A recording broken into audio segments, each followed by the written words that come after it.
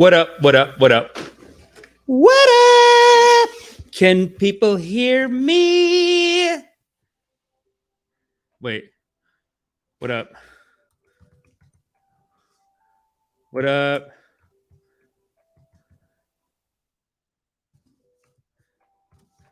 Can y'all hear? Wait. Oh, here we go.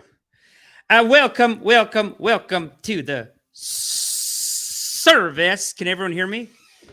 Can y'all hear me okay? Can you hear the music? And how's the music to voice ratio? Let me know in the comments. Welcome to the service. My name is Amish Patel, certified love and kindness coach. Here to give you the drip. Here broadcasting the direct source energy drip, channeling it in through YouTube Live for the community so the whole community can have a little drip of source. That's the mission. That's what we're doing here at this digital ashram, this church of loving kindness. That's what we're doing here. That's what we're trying to spread. Lawrence Ohms was at our last meditation. Thanks for coming. You are loved. Chase Gordon says no music. Oh, shit. We can hear you. Okay, Zohaib says we can hear you, but Habibis, the music is so beautiful. This is a track made by Das Record.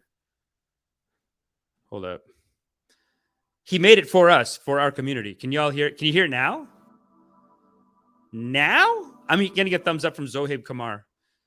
Zohaib, what's up, baby? You're loved. Thanks, everyone, for coming. Music is inaudible. Okay. No music. Okay. I can't even read this one. Woo, we got real backgrounds now. No, here, listen, I'm live streaming from the digital ashram. And listen, we got a lot to talk about today. But tell me if you can hear the music. Okay, music is inaudible. That's ridiculous. How could the music be inaudible? It's unacceptable. Hold up. Tell me if you can hear it now.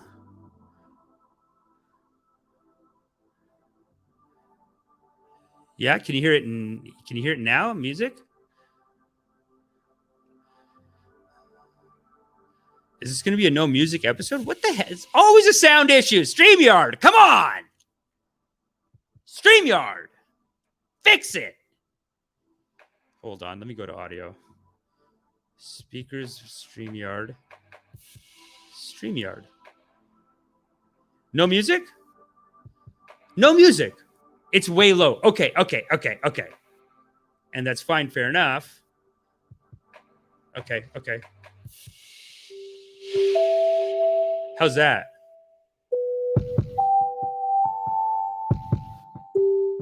It's very groovy.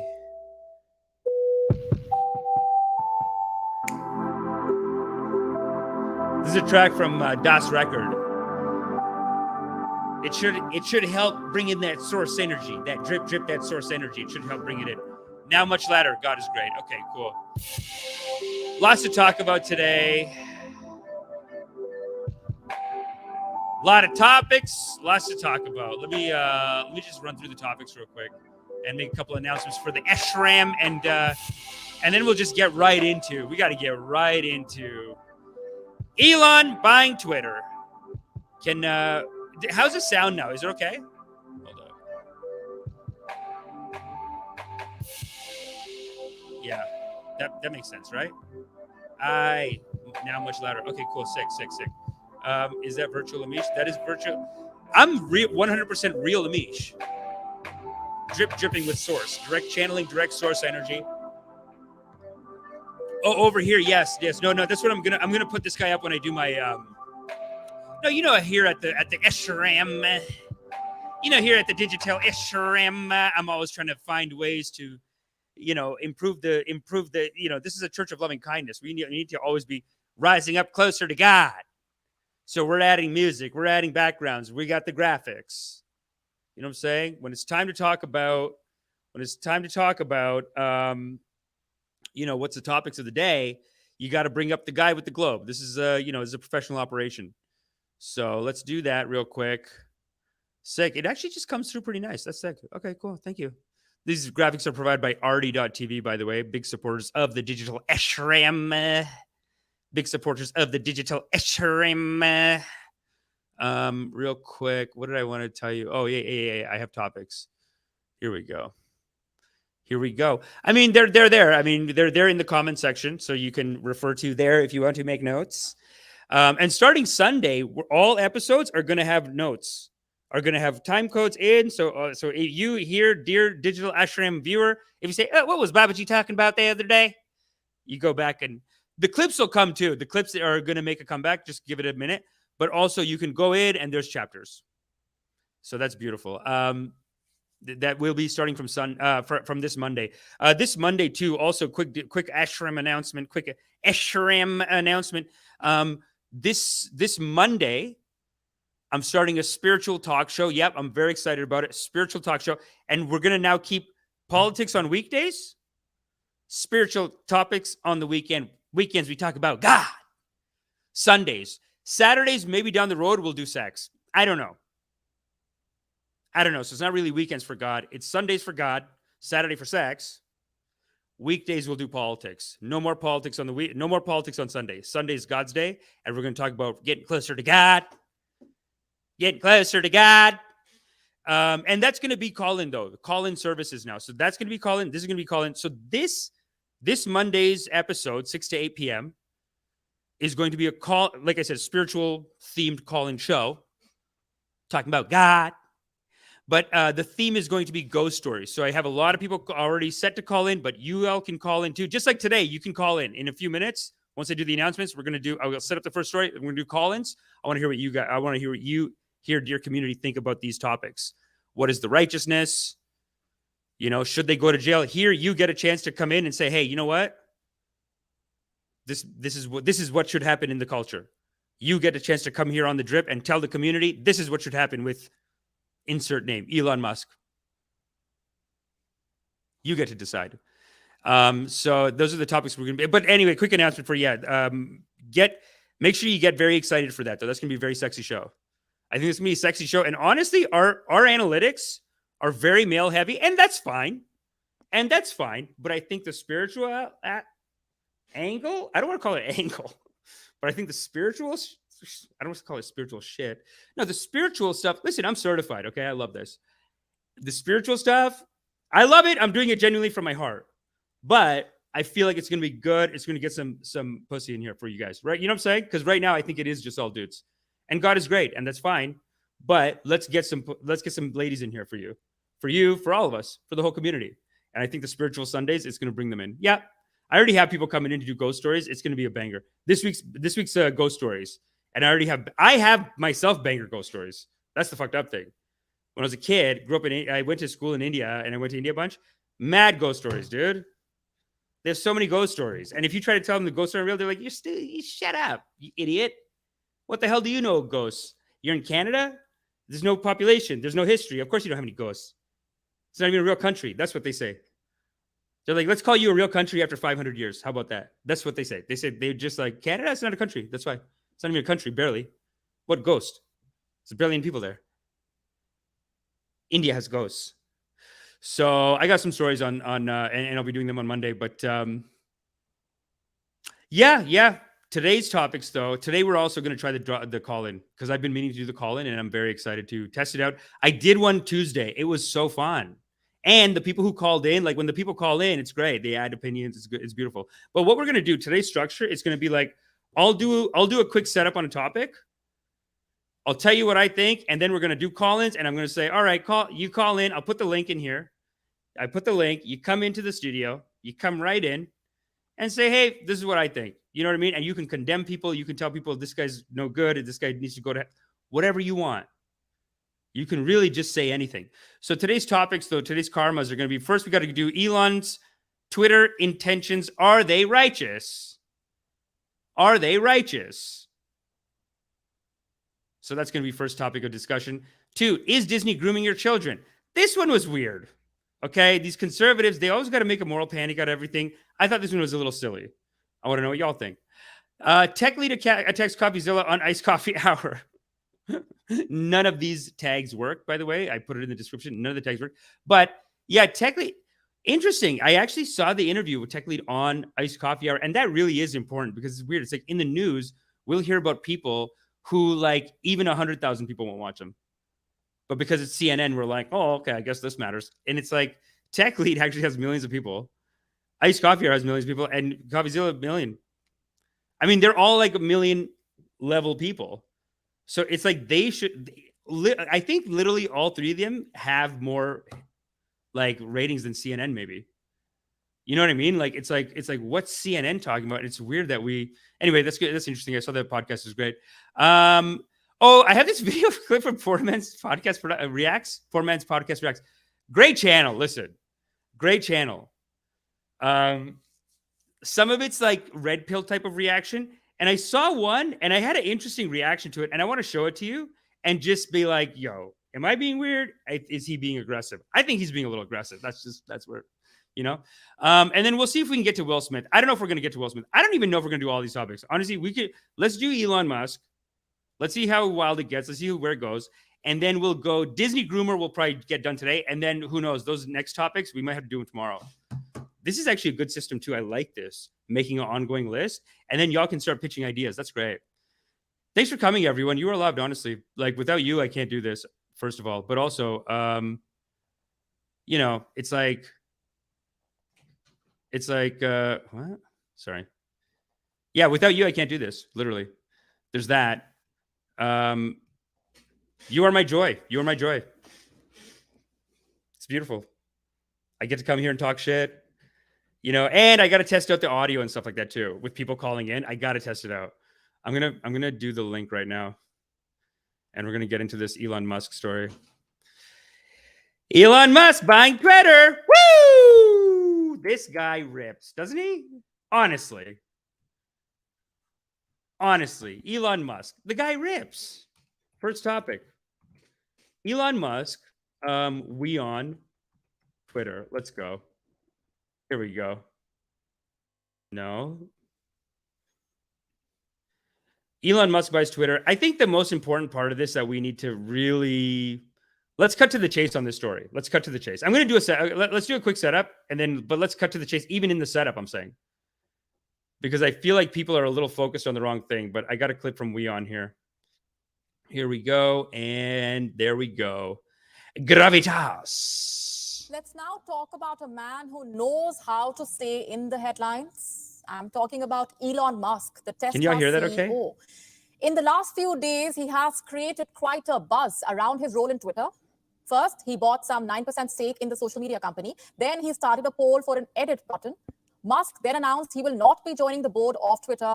And after all of this, Musk surprised the world by offering to buy Twitter, all of Twitter. How much will he be paying for it? Our next report telling you. Elon Musk bought 9.2% stake in Twitter. He started a poll for an edit button on Twitter. Then it was announced that he won't be a part of the Twitter board. All of it in the last 2 weeks. And Musk is not done. Man, Gravitas, We On, absolute pros. But this is so Indian. They do this always. First they say it, and then they just say it again. I guess this is CNN. This is a classic move. Like they literally just said it, and then they said it again.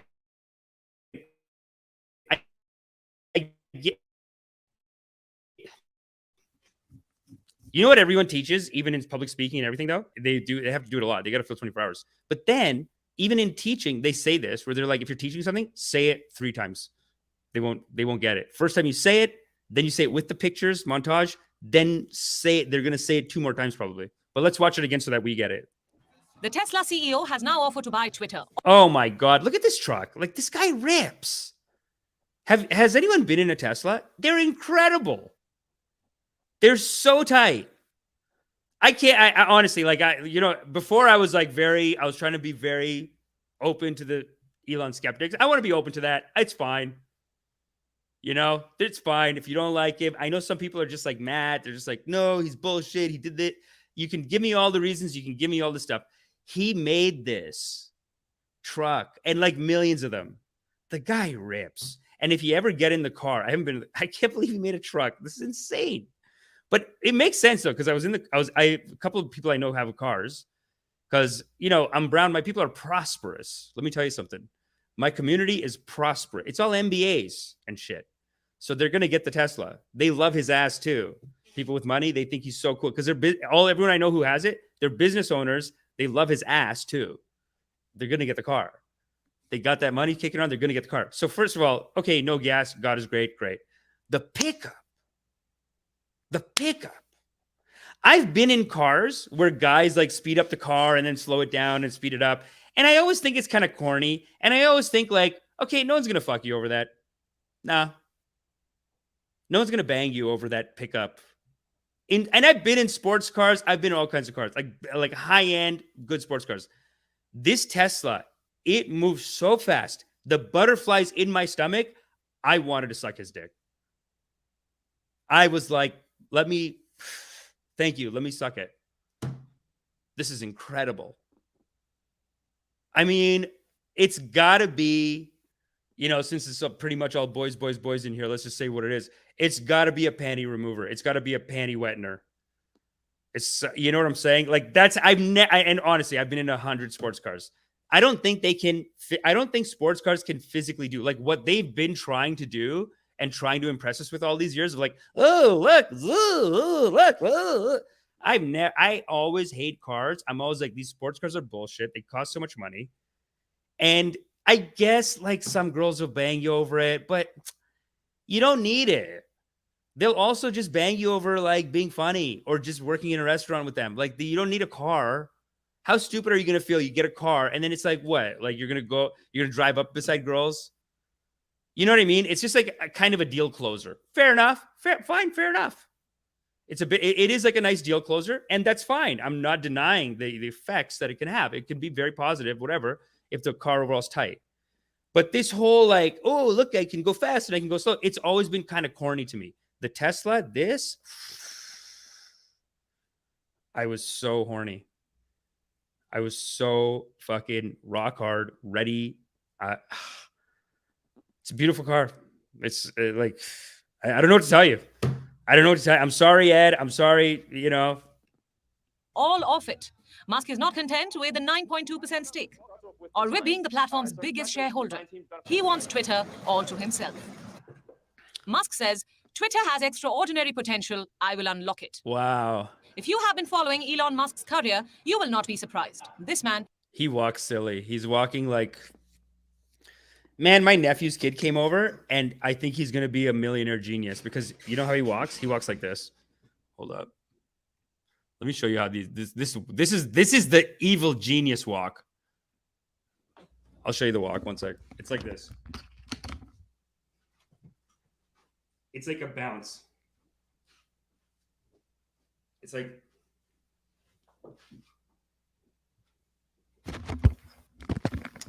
There's a bounce to it, is what I'm saying. There's a bounce.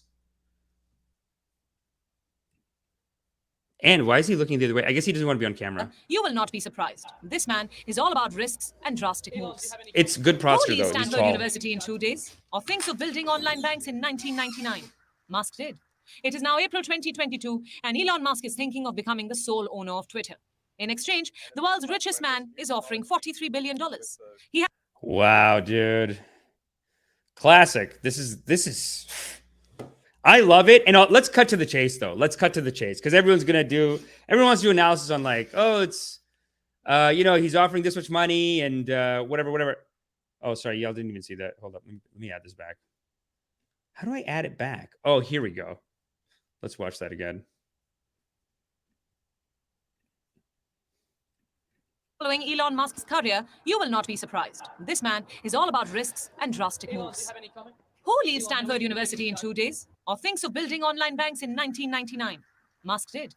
It is now April 2020. Wow, respect. Gravitas. Gravitas is honestly like a banger in India. Why on Gravitas?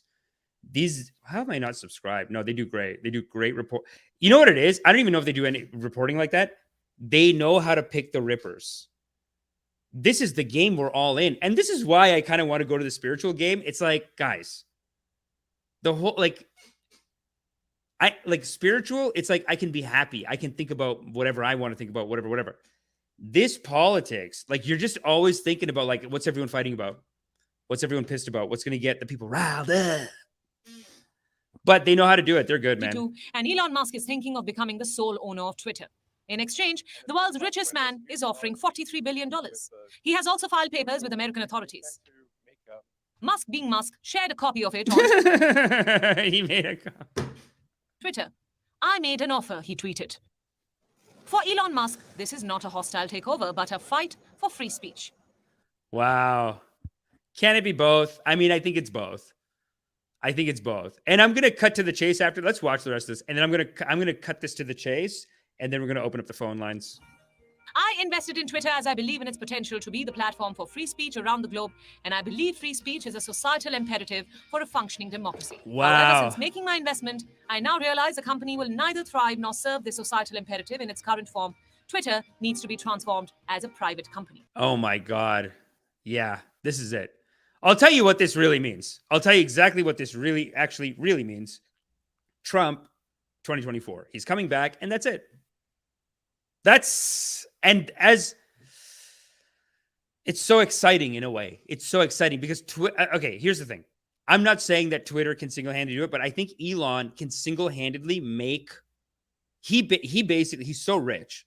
He has so much money, and he's such a good executor that he's basically saying, I think right now he's thinking, you know, it'd be hilarious. You know, it'd be hilarious. It would be so funny if I just brought back Trump. I could just bring him back. I know exactly what I do. Like, it's like he could have just gotten high, come up with a little side scheme, and he goes, you know what? Let's rip it. That'll be hilarious. I mean, what a silly thing to do. I'm just saying. Because that's kind of what, even if, okay, let's just say, even if like he really believes in free speech, whatever, if it wasn't for Trump getting kicked off of Twitter, I don't think he would care not even that much about free speech. You know what I'm saying? Like, he's one of the people that was really like, he's a president, you can't kick him off Twitter. And you kicked him off right when the Democrats won. He lost the election. The Democrats won. The Democrats promised you all kinds of shit. You took Trump off Twitter. So free speech issues, this and that. I think it's just like a silly thing he's doing where he's like, you know what? I will just bring him back. And it's like, you're high and you just go, how fucking funny would that be, dude? I could just bring him back. They'll lose it. They'll flip their shits if I bring the guy back. But that's what he's doing, I think. Looks like it. Let's keep going. Twitter has called the offer unsolicited and non-binding. These are carefully chosen words, indicating exactly what the top management feels about the proposal. What Musk is offering is $54.2 per share, which rounds up. What's this dancing? He dances? Who knew about the dancing? Did people out here know about the dancing? Tony Detienne, don't say the election was stolen. Just cool it with that, Tony. Tony, you know what? You got to come in. Listen, I'm going to post a link and let's open up the call lines. You know what, Tony? Let's open up the goddamn call lines. Let's go. Enough of this. Call lines are open. I got to test out how these call lines are going to work too. So get in here. Hold on a second. California, no, wrong one. Today's top headlines, no. Let's go. Here we go. Bing, bang. God is great. Save. They really got to make... I guess you can't like just grab the link from that, eh? But yeah, start to see if you can you should be able to just hit that link and come into the show. But come on in, the little dance while taking off a jacket. Oh my God. Yeah, schwa. Silly, right? The election was stolen. Tony, would you just cool it with the election was stolen? You're coming in this is a loving kindness ashram. You come in here, you say the election was stolen. It's fine, dude. You know I'm supportive of you, your people. You love him, you love him. That's fine. Be proud of your love. But the election is not stolen. And neither, and I'll say this, Tony, I'll say this for you and the whole community. Neither was the first election cheated by the Russians. So I'm fair. I'm fair, Tony. But if you want to come on and talk about it, that'd be great. Let's finish this video. Up to a 54% premium over Twitter's January valuation. Musk says this is... Wow, he did this move. He's such a nerd. Like, you did. I say that in a good way. I'm not saying that negatively. The fact that he did this... Twitter's January valuation. That's Musk good because you know what it shows? It shows that, like, Yeah, of course. He's not trying to be cool, obviously. Since he's 19 years old, he opened a bank. This guy's not just going on ragers. This guy's not like learning dance moves and shit. You know what I'm saying? And you can kind of see that with his dating trajectory and also his hair trajectory. Back then, his hair was just, he was like fully bald, I feel like. And now he's gone to the right hair scientist and they've, you know, it's a combination of strategy. You got to be strategic with the hair, like bring back the hair. But like, it's a combination of strategy. Let's just do Elon Musk bald. This is the biggest sign of his money, you know. Look at this guy. Sexy, dude. Hold up. We're going to finish that video. But we got to go to Elon Musk bald. Bing, bang. I mean, wow. Honestly, if you're like red pill out there, this is what you look at. Oh, that's not bad. This one was okay. But this one is sexier. All sexier older. All sexier older. Ugh. Always. This is, honestly, if there's anyone here that's red pill community, just look at this, would you? Look at this. You know, you can complain about this and you can complain about that, but look at this, dude. With age, I mean, the other day we saw Jane, was it Jane Fonda? No, wait, was it Bridget Fonda? Yeah, Bridget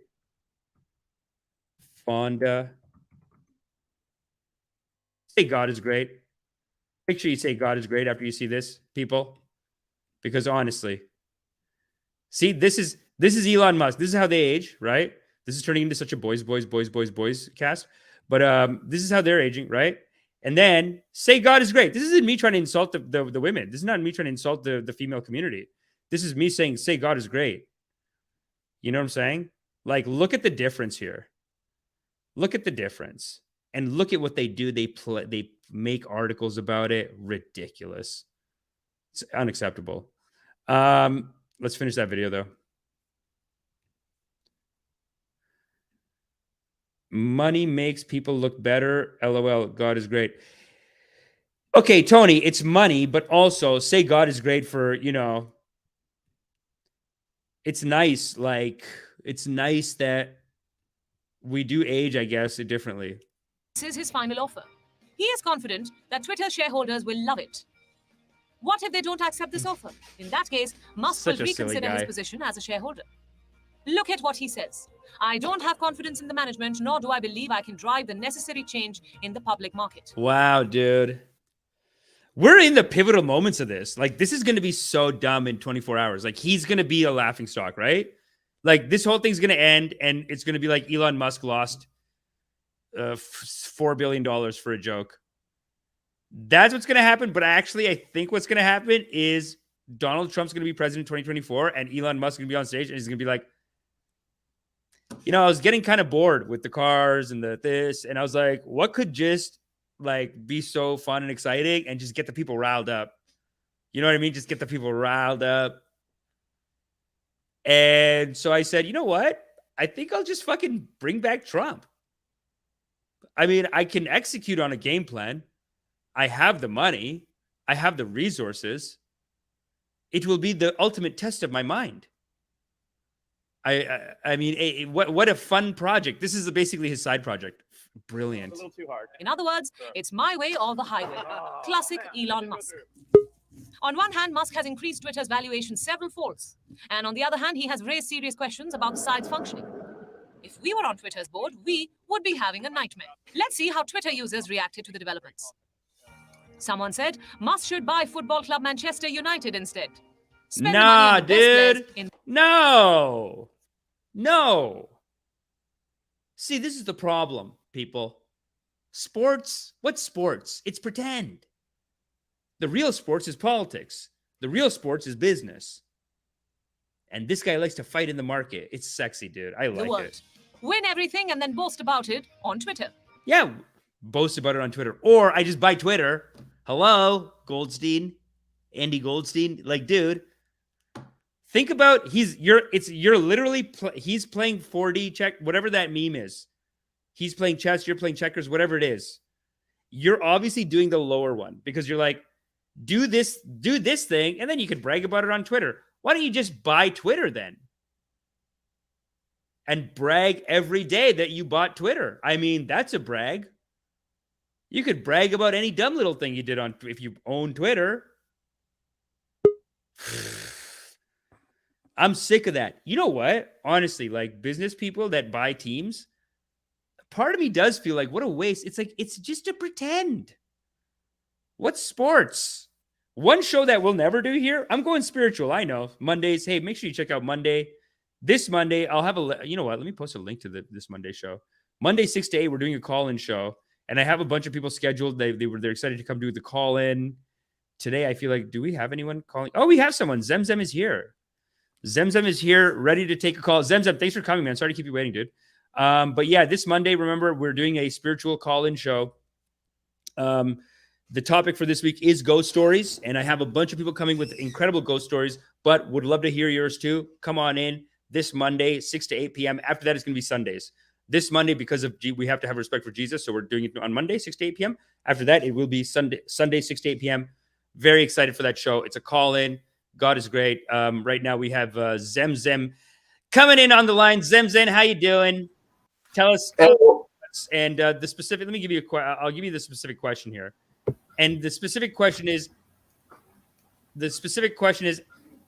are Elon's Twitter intentions, are they righteous? Are they, or is this just a little game to bring Trump back? What do you think? Can you hear me, first of all? Hello? Zemzem cannot hear you. Okay, that's what I'm saying. I can hear you. Can the people hear? Oh, you can, as in CAN, no T at the end.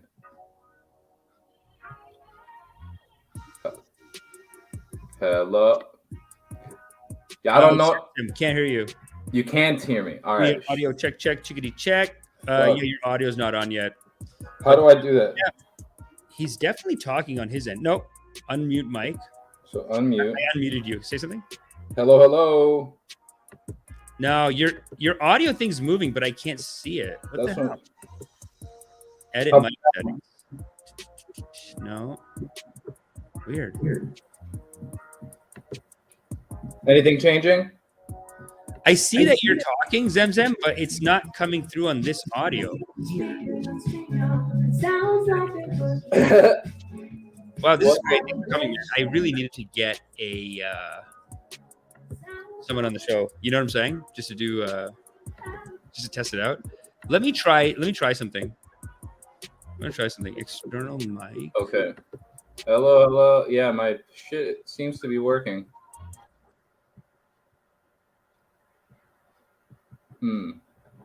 Now I can hear you. Can everyone hear Zemzem? Can you can hear me now? Yeah, I can. Hey. What's up, homie? How you doing, man? Hey, can everyone in the audience hear Zemzem? I think so. Testing. Hello. Talk to me. How you doing? Greetings. How's it going, buddy? Thanks for coming. Thanks for coming to watch. Huge fan. Fucking really love the shit you're doing. Habibi, appreciate you, man. Thank you. Yeah, man. Been following your shit since early Drip, and there's not a lot of people in the, or I mean, there's thousands compared to the tens of thousands that there could be, but I'm happy to be among the congregation that's here tonight. The game is the game, brother. And this is a great thing that I'm even learning from Marco and a lot of like older artists. They kind of teach you this where they're like, you have to just not give a fuck on some level. Like you just got to do you and the people will come. You know what I'm saying? Yeah, man. I mean, that's why I'm here. Honestly, there's another streamer that's streaming right now that I've opted to watch later. Wow. Because I feel like the things that I appreciate about that other stream, I can appreciate post production. But I feel right. This one is much more a back and forth. Like right now that we're dialoguing is tight to me.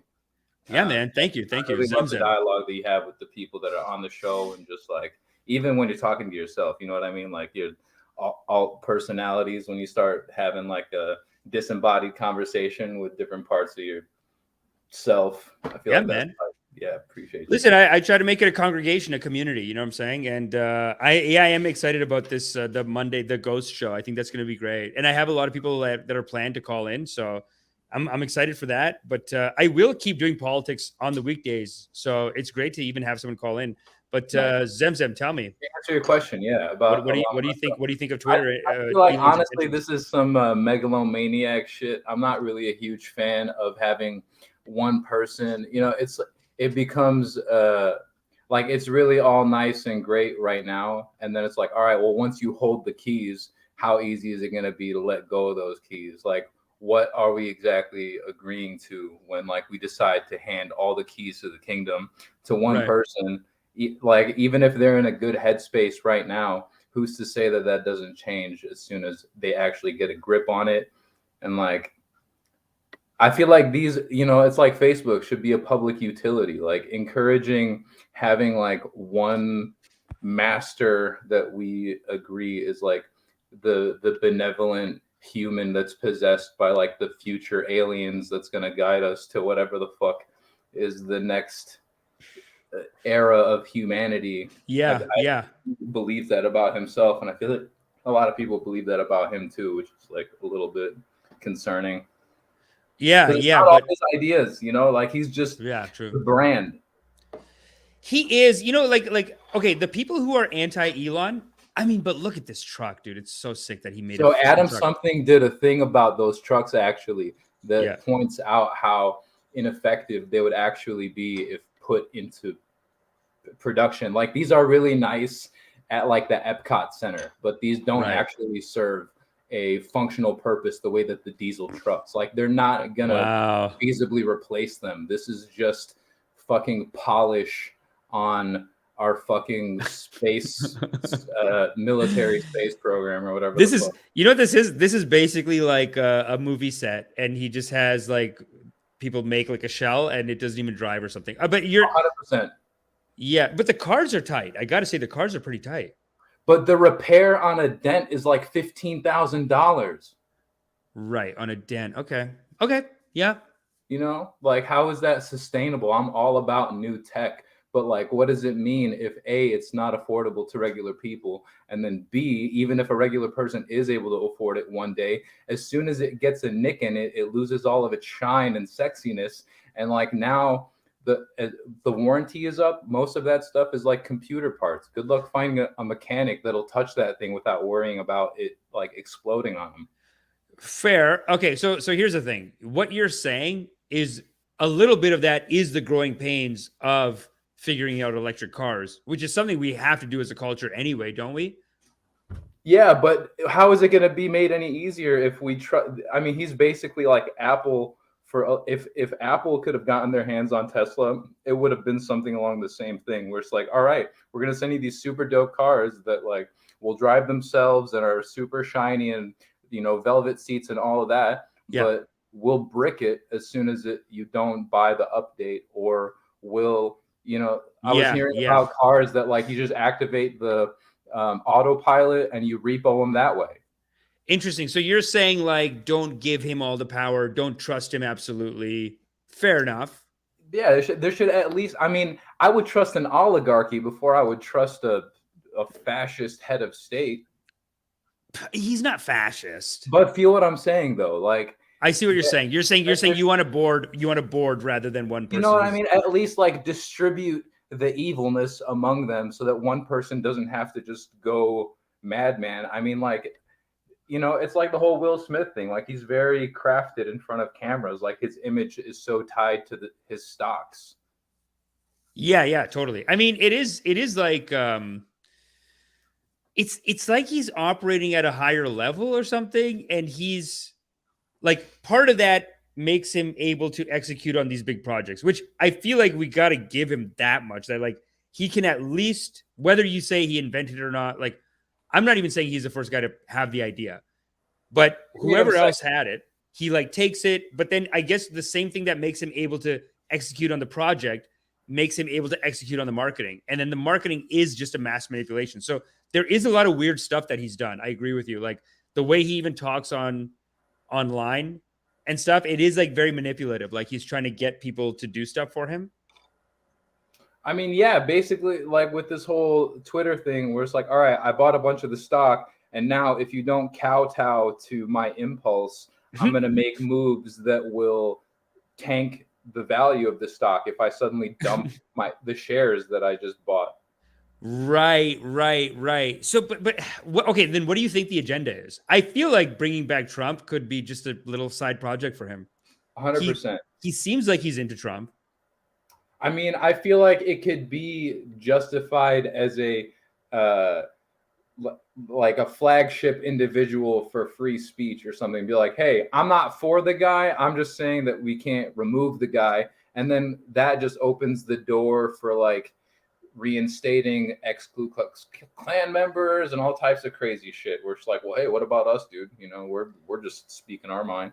Yeah. Oh, so you actually, okay, so this is interesting. So you're actually not only saying that you don't like Trump, Elon Musk, obviously, or like you think he's full of shit or whatever, but you're also saying that you agreed with them banning Trump off of Twitter? No, I definitely would rather people announce their foolishness and make it like that's kind of my attitude, right? And I think that might be his attitude too, is that like you guys are doing this social justice shit. It's weird. All the media companies are doing it too, where they'd rather do this show of like, look how social justice we are, but it's just nonsense woke politics that doesn't cost any money. So it's like, hey, look how nice we are. We banned Trump. And so, okay, maybe he's doing it as a silly thing. Like, man, how sick would it be if I just brought back fucking Trump? Like maybe he's doing it like that, but maybe he's also just thinking like, I don't like that you guys just can go and do that. And I'm going to run this thing properly so that he does. Like, I just feel like that's part of the plan. You know what I'm saying? Bring back Trump. See, I'm down for that. It would just be so tight if it wasn't like him in the operator room with his grip on all the kill switches. Yeah. That's the same issue. That's the monopoly issue that the Americans they don't know how to fight against monopoly issues. They just can't. It's the championship ring. I was saying this to Steven like months ago, but it's like everyone's mad at Jeff Bezos for basically for monopoly, whatever, right? Yeah. And it's like you have a whole culture that's just like go, business, go, business, go, all the way to the top. And then as soon as they get the championship ring of monopoly, what's this push? Oh, maybe you shouldn't have done it. It's like, what? It doesn't even fit for me as a lefty.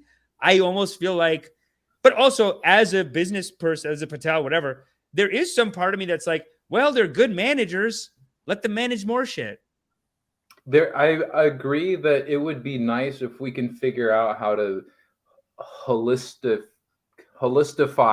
the Amazon system. Cause like, it's so like, I remember Coffee defending his appreciation for Amazon and just like having Amazon Prime, just be like, if you want to get something, and especially if you exist in the metropolis area, you can have that at your door the next day, maybe even the same day if you get them before their route or something. It's just like absurd how quickly you can be served. Oh, but dude, they're sick, man. Honestly, it's like such an amazing company. And yeah, I don't know what to do about that one too. But sorry, go on. But not at the expense of the workers, which is what I feel about like if Musk had no issue with his workers unionizing and he was then like had he developed that in his resume reputation when that came up some years ago, and now we're at this forefront, you're like, okay, well, judging by his rap, he seems to be for like the larger interest of like the collectivizing of people and trust that like that groups with good intentions can make good decisions. And so it's like, all right, these workers in these plant, like I trust that this is like there are definitely people that are working together that are not working for the better of the world. These are like typically workers of the world will have like the best interests of the larger population at hand. Good call, man. I mean, that is a really good call. Like the labor shit. It's like, you know, I was talking to we had someone over at our house, another Patel came to visit, and they're so right wing. And this guy doesn't even own businesses, but he's so like, I was telling him because he hates unions. And I'm like, bro, you should want a union. And he's like, no, a union make it lazy. Everyone lazy. So anyway, I'm telling him like, you know, Amazon, I was like, they won. And then he asked me like, I showed him the guy. I showed him this guy. And so he goes, He goes, "Oh yeah, Blake. Oh no, oh it's troublemaker. He's such a psycho." But I most feel people it. think like that. Most people are like, "I'm with the boss." You know, they're good managers. Shouldn't they be in charge of every single thing? But yeah, you're right, man. I feel like those are people that are telling on themselves that they would mismanage a large company. Yeah, well, you're saying they're You telling know what themselves. I'm like that their workers' concerns would be like if I'm the boss, you basically like if you are a man going through a problem that their thought is like man up. You know what I mean? Other workers are like working in mines and stuff. Get it together. And if it's like women, then like I know. you know there might be some like underlying misogyny or something that comes up. It's just like Yeah, that's a big problem with like brown people are so. I mean, just the ones that I know that came here. I guess it's our caste or something. Like we're like a business cast of what the people that I know and the people that come over. So everyone's just like they don't understand the idea of like maybe we're gonna get oppressed by this businessman. They always have this reverence. They're like, have respect. He is. we had nothing before the businessman. The way that they see it is that like even if we're just getting pennies on the dollar before the businessman, we weren't even able to participate in the economy. Yeah. I see what you're saying. Like it. I mean, it definitely goes too far. It gets to a point where, like, the thing that people have to understand is that if you let the business person like just keep going, they'll just get to slavery. Like not that I'm trying to be like extreme. People get mad when I say something. Like, I business mean, people Nestle, get you mad. know, we don't have to But look they far. will like by just piece by piece, number by number, meaning like the idea that like let's say Walmart, they pay as little as they can, and then they'll be like, oh, you're applying for grants, right? So okay, you take that money and we're just going to pay this much. And then, you know, like they're not going to hesitate to go further and further with that if you don't kind of push back on them and have these rules. But yeah, a lot of people are just like hey, whoever's in charge, they know what they're doing. It's bad news. Yeah, it's too bad, man. I feel like we're basically, you know, if we like, I think about like phrases like financial freedom have been coming up a lot. And I feel like that is more relevant than just like we have to qualify phrases like freedom, because if you don't have financial freedom, you don't have freedom. Wow, that's spoken like a true lefty. So you're saying like our society just pushes you into some kind of thing right from the jump, whether you like it or not. You're always gonna have to go to work. You're always gonna have to do something. I mean, it's under threat of the threats that either the streets hold or the prisons hold, or you know, pick your institution or wilderness. Yeah, that's interesting. But I mean, like, okay, so if you're gonna go to the wilderness point, right? And this is a great discussion about like how far you can go with left-wing views. Like, okay, so fine, you're saying the business is evil, but then nature's evil. Like, what if some amount is necessary? I don't know that nature is evil, because I feel like nature is just on some eat or be eaten. Whereas I feel like the people that are in the business class that are eating have been full and satiated long ago, but the void can never be filled. And yeah, so that's interesting. Yeah, that's true. Yeah, I see what you're saying. They don't have the limit. They're like not just the animals are nice in that sense. They're like, and I've seen like a leopard nurture like a baby calf of a gazelle before eating it right away, because it's just like, oh my God, like you're just this tiny thing. yeah, you know what I mean? It was like treating it like a cub up until it died, and then of course it ate it. But like its impulse isn't exactly to just like go and destroy. Like there was one instance of a tiger, a tiger that was just like roving and killing, and like that was considered like a psychotic anomaly within the species. Yeah, you know, sometimes they get traumatized. You know, sometimes they do get traumatized, the animals, and then they come out like depressed. Like apparently, elephants are depressed. Yeah, I've seen.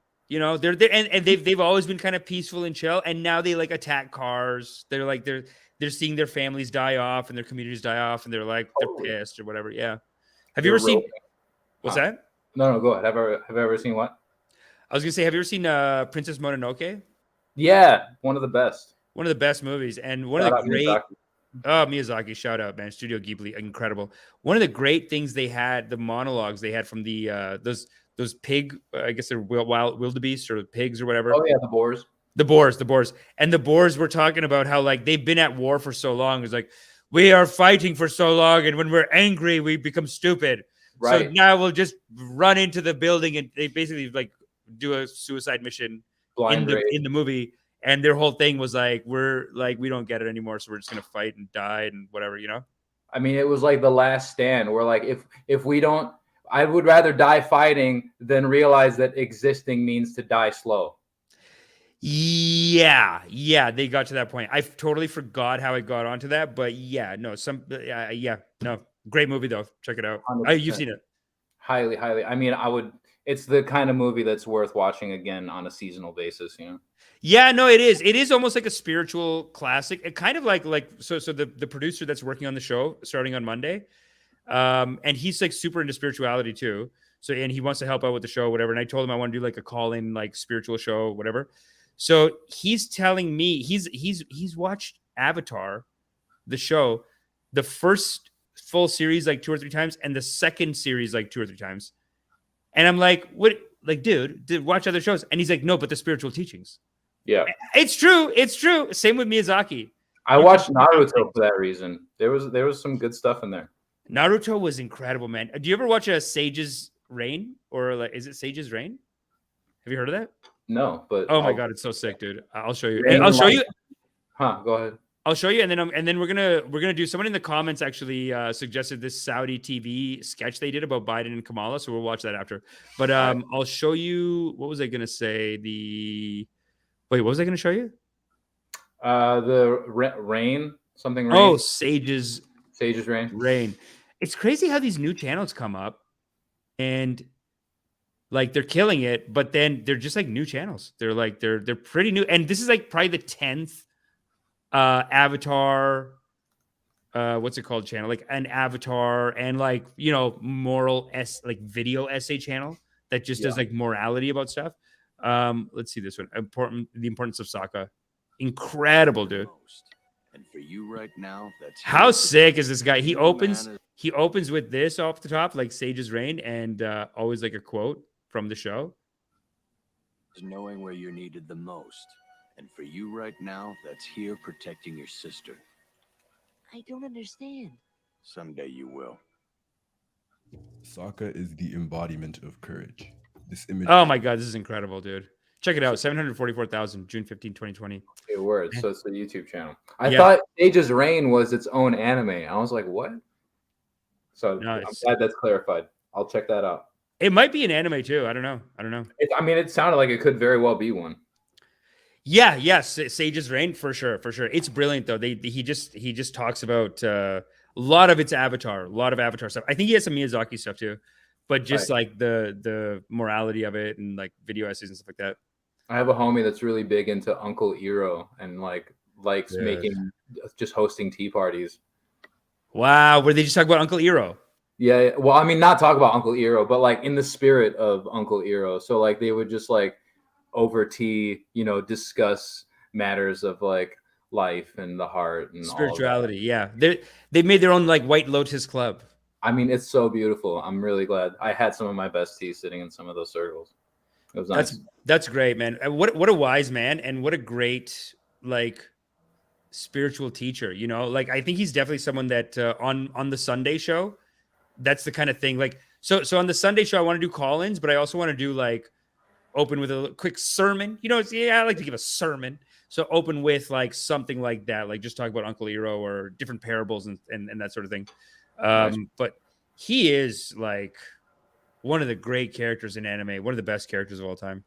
Yeah, I feel like that's a lot of people didn't have certain family members or figures in their life, and it's nice that there are these like archetypal characters that can be like everyone's great grandpa that they didn't get to have or whatever it was. Yeah, dude. Even the show that I'm writing, it's like I even have in my TV pitch that it's like that kind of it's like morality tales, but it's very much based in loving kindness. Actually, even the Avatar himself in the first series and the Wind Tribe, It's like the Wind tribe, right? I think they're basically Tibetans, because even in the TV show, their whole thing is destroyed by I was almost going to say Japanese, but the Fire Nation. Fire Nation like completely destroys the air benders. And I think they're supposed to be like symbolic of Tibetan monks, because Tibetan monks are in India too now, because Chinese took over Tibet. Seems 100% plausible. It's plausible. They look the same. He has the same the same colors. Like there's a lot of and very similar like meditation and stuff like that. But the teachings are powerful, man. It's all loving kindness teachings. It's crazy. I remember a lot of like red and gold in the scheme, and I associate those colors a lot with Tibetan spirituality. Yeah, man. Great show. And I'll be talking about that more on Sundays. But right now, you know what? I'm gonna play Zemzem. You're welcome to stay. Other people are welcome to call in too. I'm gonna play, but this is great. I'm glad you came, because I figured out how to do the audio. Yeah, I guess you guys can't hear the music, but basically I had to turn off the music in order to bring you on. Can you hear the music or no? I can't hear any music. No. Okay, cool. That's fine. Sorry. Yeah, but let's watch the sketch. Yeah. I mean, it's okay as a sketch. I gotta say, it's all right. Hold up, stop screen. Saudi TV, ridiculous Biden. Yo. Oh, sorry.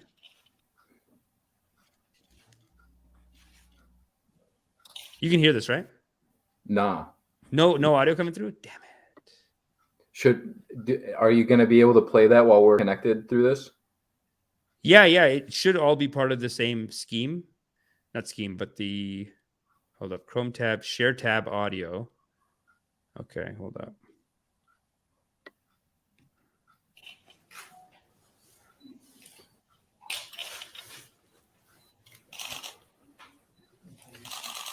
Okay. Yeah, there's no... You can hear it, right? I can hear a little bit, yeah. Yeah, that's supposed to be Biden, eh? Interesting. Today, we're going to talk about the crisis in Spain. Yeah, we're going to talk about the crisis in Africa. Yo. Yeah, Russia. And I want to talk about the president of Russia, Putin. Yeah, Putin, listen to me. I have very important message to you. The message is... No. Oh my God, dude. They're ripping Biden, dude, in Saudi Arabia. Oh, I mean, it's going to happen. You're allowed. So high key, you know what I mean? Like at this point, if you're not poking fun at it, then you have to explain how your sight, you know, it's like, do you see? What? Oh, you mean like if you're pretending that he's okay? Yeah, like it's just so in plain sight when you're just like completely. It's so sad, dude. I'm just like, guys, why? Like, did you see that clip of him being like, if I could sum up America in like one word or 3 words, it's just like smashes up. Yeah, but dude, you know, people talk shit about Biden, but dude, he's always been like this. I mean, not to this degree, dude. Like he hasn't exactly been the sharpest crayon, but like he's always been dumb. Dude, he's straight up. I mean, personal opinion. I'm not like a scientist or anything, but Plato, like it's bad right now. Yeah, no, no. Right now, like there's definitely like he's old and he doesn't know what's going on and he's confused and it's kind of dangerous. But that's why you say thank God for the deep state. Like, what's everyone worried about? Oh, I mean, you thought there wasn't a deep state? The deep state is really running shit. It's just a puppet. Man, if it wasn't for the deep state making sure that nuke wasn't being detonated, like truly though, because that's the kind of thing I'm like, all right, there's no way. There's gotta, like, they say that he's holding the football, but there's gotta be just like a gang of people that are constantly surrounding him that actually have to like all fucking on some Captain Planet from Hell shit. Like I think that's the deep state. No, like I mean, okay. So him. This is what makes me think that like we're just gonna nuke Russia, because even Sean Penn on, I don't know, did you see Sean Penn on Fox about smelting his fucking things? Oh, there's the smelting the Oscars, but after that he went on Fox and he basically says like like he basically says like we can't like don't be a pussy. We got to go to nuclear war. It's crazy because he's like crying. It sounds like he's crying right from the second he starts the interview, which I think is weird. But he basically says like we gotta just do nukes. I mean, you know that when you're wanting to like murder millions of people at the press of a button, it's coming from the heart and it's going to bring some feelings up. He's honestly so sad, and he's on this show and he goes, it's just weird that the second he starts though, I'm like, where's your acting coach? Like, just cool it with the like. We've had Ed Lachinsky on the show. He does the graphics. He's done a bunch of graphics for me. Great guy in the Ukraine. His girlfriend had to leave. You know what I mean? He's there by himself in the west of Ukraine. He's pissed, obviously. You know, he's listening to me tell him that, like, I think NATO's out of control. He's cool all the way through. Sean Penn, it's like, dude, you're just there to shoot a documentary. The second this interview starts, he's like, I'm just so scared about what's happening. We have to nuke them. Let's watch some of this. Yeah. Are you gonna hit play? Remind me of that dude with the ponytail that does those karate movies. Ponytail. Big, bulky dude. He's like hilariously bad with his shitty karate. Oh, I don't know. Fuck. I don't know, but in the comments, tell us. Yeah, Mad TV ripped on him all the time. I'm trying to figure that out. Oh, Steven Seagal. Yes, thank you. So he's basically his own Steven Seagal as far as like his acting catalog being kind of a joke. And I feel like he's just really capping that. Well, Sean Penn, here's the thing. Sean Penn has a great acting catalog. He's brilliant. He needs a director. That's the issue. I mean, his acting catalog is amazing. And Wait, interesting that you say that because Sean Penn, sorry, Steven Seagal is actually maybe in Russia, I heard he went to Russia to fight with them. Maybe. I don't know. I think I'm confusing Sean Penn with the guy that did the Taken movies. Oh, yeah, I know what you're talking about. Yeah, he's basically doing that. Yeah. You're talking about the guy he's like a British guy. Yeah, I know what you're talking about. Okay, that's because I actually do love Sean Penn. And yeah, so, Sean Penn is, okay, generally speaking, like he's a great actor, whatever. I just feel like he's being weird here. I'm surprised to learn that he's encouraging nuclear war, to be honest with you. I'm like shocked. I was completely conflating the two, which is why I was like, of course this dude is calling for nuclear war. Yeah, it's so silly, dude. The fuck? All right, let's watch this clip though.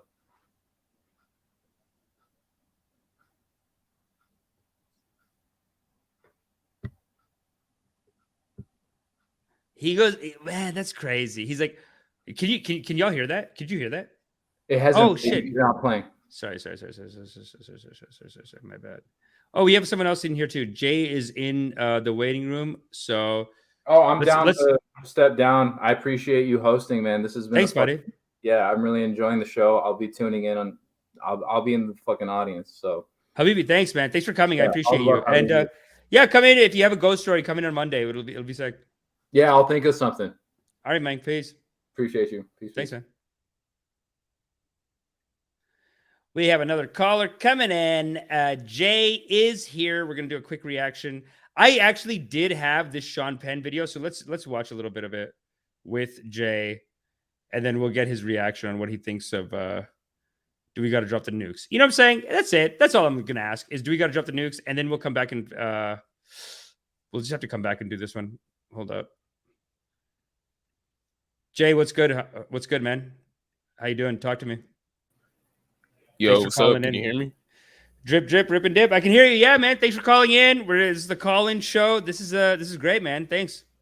No, I'm happy to be here. I've been a fan for the Drip, like other guy since like Trump University. I've been watching you in coffee for a long time. God is great, brother. God is great. Thank you for supporting me as an artist. Just your awareness supports. It's great. Yeah, no, of course. I'd love to, man. That's like the least I can do. Yeah. Dude, amazing. This Monday we're doing ghost stories. If you have a ghost story, come on in, come back. I mean, not to like disrespect. I don't know. Ghost stories kind of like. I used to always like watch Paranormal Activity and like a lot of like ghost shit when I was like younger, and I did kind of believe it. But then I don't know. At a certain age, I'm like, all right, I kind of like need to experience it in order to believe it. I'm like, I don't think like just watching videos or listening to people like really like gets me to actually believe it. Yeah. No, I never, you know, what's crazy with ghosts is that I was so scared of them. And even religious as a kid. And then I just went full hard atheist for like 10 years. And I was just like, this is so stupid. How could someone believe it? And now it's almost like I'm coming back to in a positive way. I definitely don't necessarily believe in ghosts, but I do like hearing people talk about it. I always find it fucked up and interesting. Oh yeah, definitely. So silly. And even when I was in India, dude, so many ghost stories. And they were crazy, dude. Like women in India, they're like so sexually repressed. And all day they would just, the only thing they would ever say to you is like, you want to eat, you eat, you eat. Like they're just so sweet. They want to feed you. They would get possessed by these ghosts and also repressed. Like not allowed to talk about sex, not allowed to smoke cigarettes, drink alcohol, tobacco, nothing. At night, sometimes, every now and then, there's some aunties in India. They get possessed by a ghost. They're like, give me a fucking cigarette, you piece of shit. Fucking light it and give me the fucking cigarette, you fucking cunt. Like they swear. They normally, women are allowed to swear. But then they're like, I'm possessed by Mataji. They're like, I'm possessed by the goddess. The ghost is here. I am possessed. And give me a fucking cigarette, you piece of shit, and make it quick and fucking light it. Fuck you. Like they're crazy, dude. They go wild. They hit people. It must be some like sexual repression, I think. I don't know. I don't know if it's sexual repression because that's kind of like similar to like the women in my culture from where I'm from in East Africa, and I'm from Eritrea, and they're like my mother is actually kind of like that too. A lot of people from over there really like they're not like sexually oppressed, but they will definitely act like once they're married and once like they have like a family at an early age, they don't have like sex like that often. Like they don't like really like intercourse with that, and they'll act like the same way, exactly like what you're describing as like with it's just like food. Yeah, do you want to? Yeah, exactly. That's it. Like, eat more. You're skinny. Eat. Yeah, exactly.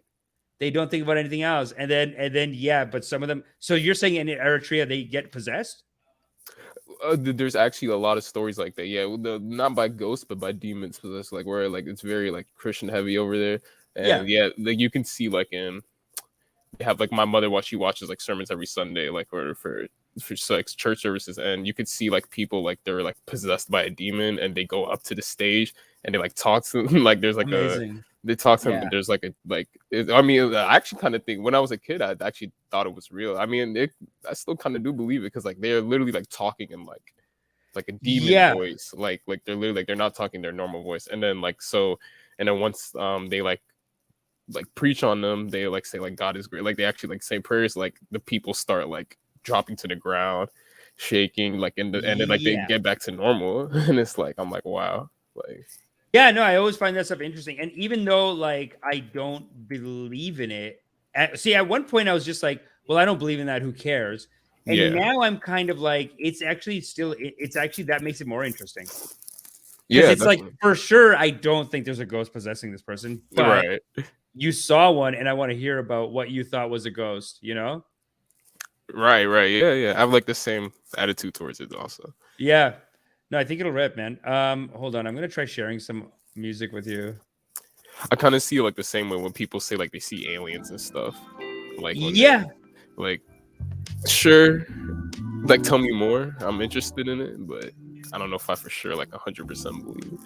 Yeah. I kind of like the attitude. I like that in when Dan Aykroyd was on Joe Rogan, he just talked about ghosts. Like he talked about like a good 6 ghost stories, and he believed them. And they were all so silly. They were just like, yeah, I'm out with my friends in Kingston, Ontario. It was the Optometry Association. Everyone's got perfect vision. I'm there with my wife. My kids are there too. 2 spaceships. Joe Rogan, 2 spaceships come in. It's clear sky. 2 spaceships come in. We look at them. I'm like, what's going on here? They stay there for a few minutes and they just fly off. Nobody believes it. I guess he just thinks like nobody believes it or whatever. But he's a grown man. He owns several successful businesses. He had 5 ghost stories and like I think 2 or 3 Sasquatch stories on the Joe Rogan podcast that he did. I mean, the guy rips, you know? If you're gonna have like all those type of stories on it, that's a little sus to me. Like, a little, like, sus to me. You're like stick to one. Yeah, like exactly. Like it would be believable if just stick to one. But, yeah, you're saying. Yeah, fine, fair enough. What do you think? It's so interesting how these meditation coaches are getting into it. They even warn you about it in meditation. They're like, there's like levels of enlightenment, they say. And when you get to a certain level, you'll start thinking that like, oh, I can do magic. Don't do it. And like 100 years ago, this is written down. People cannot. I listened to a class today. The guy's talking about like, they warn you about it. So be careful. Anyway, my Guruji used to be able to float. And after 2 hours of meditation, he could literally float. Can you believe it? It's like, dude, what are you doing? You're not floating. There's no way. But there. I thought you were talking about like in a pool or something. I didn't think you actually meant like levitating. No, levitate. Yeah, levitate. He's like he could levitate. He literally just taught the class of like this is a common misstep. You're gonna start thinking you get special powers from meditation. Not possible. That's your ego. Don't listen to that voice. Then 2 minutes later, he's like, by the way, though, my Guruji, he could literally levitate 2 inches.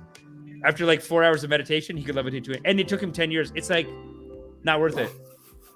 What a useless skill. That's all he could do, 2 inches. He couldn't even go like fly. It's like 2 inches he could levitate. It's like, sucks, bro. It's not even that good.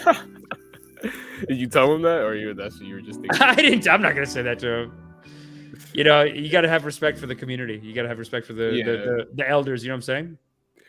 I mean, if it's like really outrageous, like I would tell them straight up. Like I do that sometimes. Like yeah, like no. Now I'm very like when I think someone's lying or bullshitting or like making up something, I actually because I've learned that like what's the point of telling them that they're wrong and they don't know. I actually try to egg them on and say, tell me more about that. Oh, you saw an alien? Tell me more about that. The ghost thing. What happened before? I'd rather get more than tell them that it's not true because I learned this from my friend a long time ago. We were like movie snobs in high school. We both wanted to be filmmakers. We both like super movie snobs. And I remember my nephew, he just watched these dumbass movies he's from India. He'd watch garbage. He's like, yo, bro, you watch DDLJ? It was like all these Bollywood. It was like 4 words in the title. So they started acronyming them. They're like, bro, have you seen DDLJ? Dilwale Dulhania Le Jayenge? And it's basically like the guy with the heart will get the girl in the end. And I'm like, no, I'm not watching that shit. I don't care. I don't care about these Bollywood movies. They're all like rich kid rom-coms. It's always like a rich kid in India. And they're like, will I marry Surmita or will I marry Susmita? Oh, no, I don't know. And it's like 3 hours. I'm like, bro, like 9 dance routines. All this shit. I'm like, bro, just pick one and call it off. Goddamn, I don't care about the story. Anyway, obsessed with it. Me and my buddy, though, we're like film buffs in America. My cousin, I always get into arguments with him. So one day, me and my buddy are out, and we see him, and he tells us he just came from a movie. And he asked my friend, this is a white guy too. And he's like, yeah, I just came from like DDLJ, whatever. And my buddy, he goes, yo, I heard it's sick. And it was just like a nice conversation. He's like, yo, I heard that's sick. Never heard of it, never seen it. He's like, no, he actually knew it was dumb. So he thought it was dumb, actually. He goes, yo, I heard it's sick. Nice, man. Dude, whatever. And the guy's like happy. They fist bump. The guy walks away. My buddy's like, looks really stupid, but you know, why get into it? Let him, you know what I mean? It's like, right. You're in your world, they're in their world. Let them love their movie. It doesn't matter. You don't have to, we don't have to be like, that movie's stupid. Haven't you seen real American cinema? It was just like, yeah, sick. Yeah, it's Bollywood. Yeah, cool. Good for you. Like, he didn't care, you know? But that's how I feel like treat ghost stories. I used to be like what you're saying, where you're trying to debunk and be like, okay, really? Okay, what happened? But I find it's better to let him go on. It is, but like just sometimes like me, like I like when it gets like really outrageous, like I don't know if you heard, like I brought it up one time. I don't know if you checked it out. It was in a comment, but it was a dude that was interviewed by Joe Rogan. He said he was abducted by aliens for like 5 days, and like when I was listening to that part, like it was interesting, but I was just like, I don't know how you could like sit through this. Like I just didn't believe like the stuff he was saying. And he wrote like, he gets all this publicity and everything, but there's like literally like no piece of evidence he has other than just himself, his testimony, and his friends. Like that said, he didn't see him for like a couple days. Yeah, the alien. Yeah, no, it's the same thing with Dan Aykroyd. I mean, and here's the thing happened with Dan Aykroyd. He has 4 or 5 alien stories on the show. they're all like, they always try to tell you the story like, I was with my wife and my kids were there, and then he's talking about Clear Sky Optometry Association. Like, he's saying he's with the Optometry Association to be like, everyone 20/20 vision.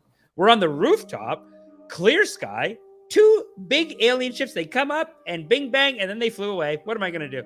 And it's like, okay, wacky. You want to push back? Joe Rogan's like trying to figure out how to push back, but be respectful because the guy's like 60. So you don't want to just be like, yo, I think you're full of shit, sir. So Joe Rogan's just like, yeah, really? Yeah, like, it's a great interview. But then I think he's genuinely interested in it. Like, even like, yeah, he does kind of believe, like, even his ivermectin, like whatever his even his COVID remedies, I don't think they were legit. They were also kind of dumb and like full of chemicals too. But maybe they were. I don't know. Like, I feel like he's into a lot of bro science, regardless. Yeah, he is. Ivermectin shit was bro science or not, but he's generally into bro science, I find. But with this one, with Dan Aykroyd, he tells the 5 alien stories. He tells 2 Sasquatch stories. But then he talks about how when he was 3 years old, his mom, like since he was like a kid, his mom had stacks of alien abduction and alien sighting stories, like just stacks and stacks. And she believed, and she was like, the government's trying to hide it, son, and we have to fight back, son. And since he's like 3 years old. It's actually really insane. Like, a lot of women, like, people think like men are just into this, but a lot of women actually believe this stuff too. Like, they're really into like the ghosts and like the alien stories. Like, I know a lot of girls like that actually like do believe that. Like, they watch just videos and like YouTube about it, and like they're just so into it. Dude, I'm just it's a market. It's a market. Yeah. I wonder. I got to get on their channels. You know, I got to go talk to them. Do you know about Gaia? Oh, Gaia, I love. Yeah, I watch Gaia. But Gaia, dude, they have this guy, George Nuri. Do you know George Nuri? No, I never heard of him. Who's that? This is so interesting that you bring up Gaia, because George Nuri, and this is why I want to switch to like a talking call-in show. George Nuri, is it Gaia, or I think it's called Beyond Belief, his show. Now it's on Gaia. But basically, this guy, he has a show called Beyond Belief, I think. I'll show you a video of him. Hold on.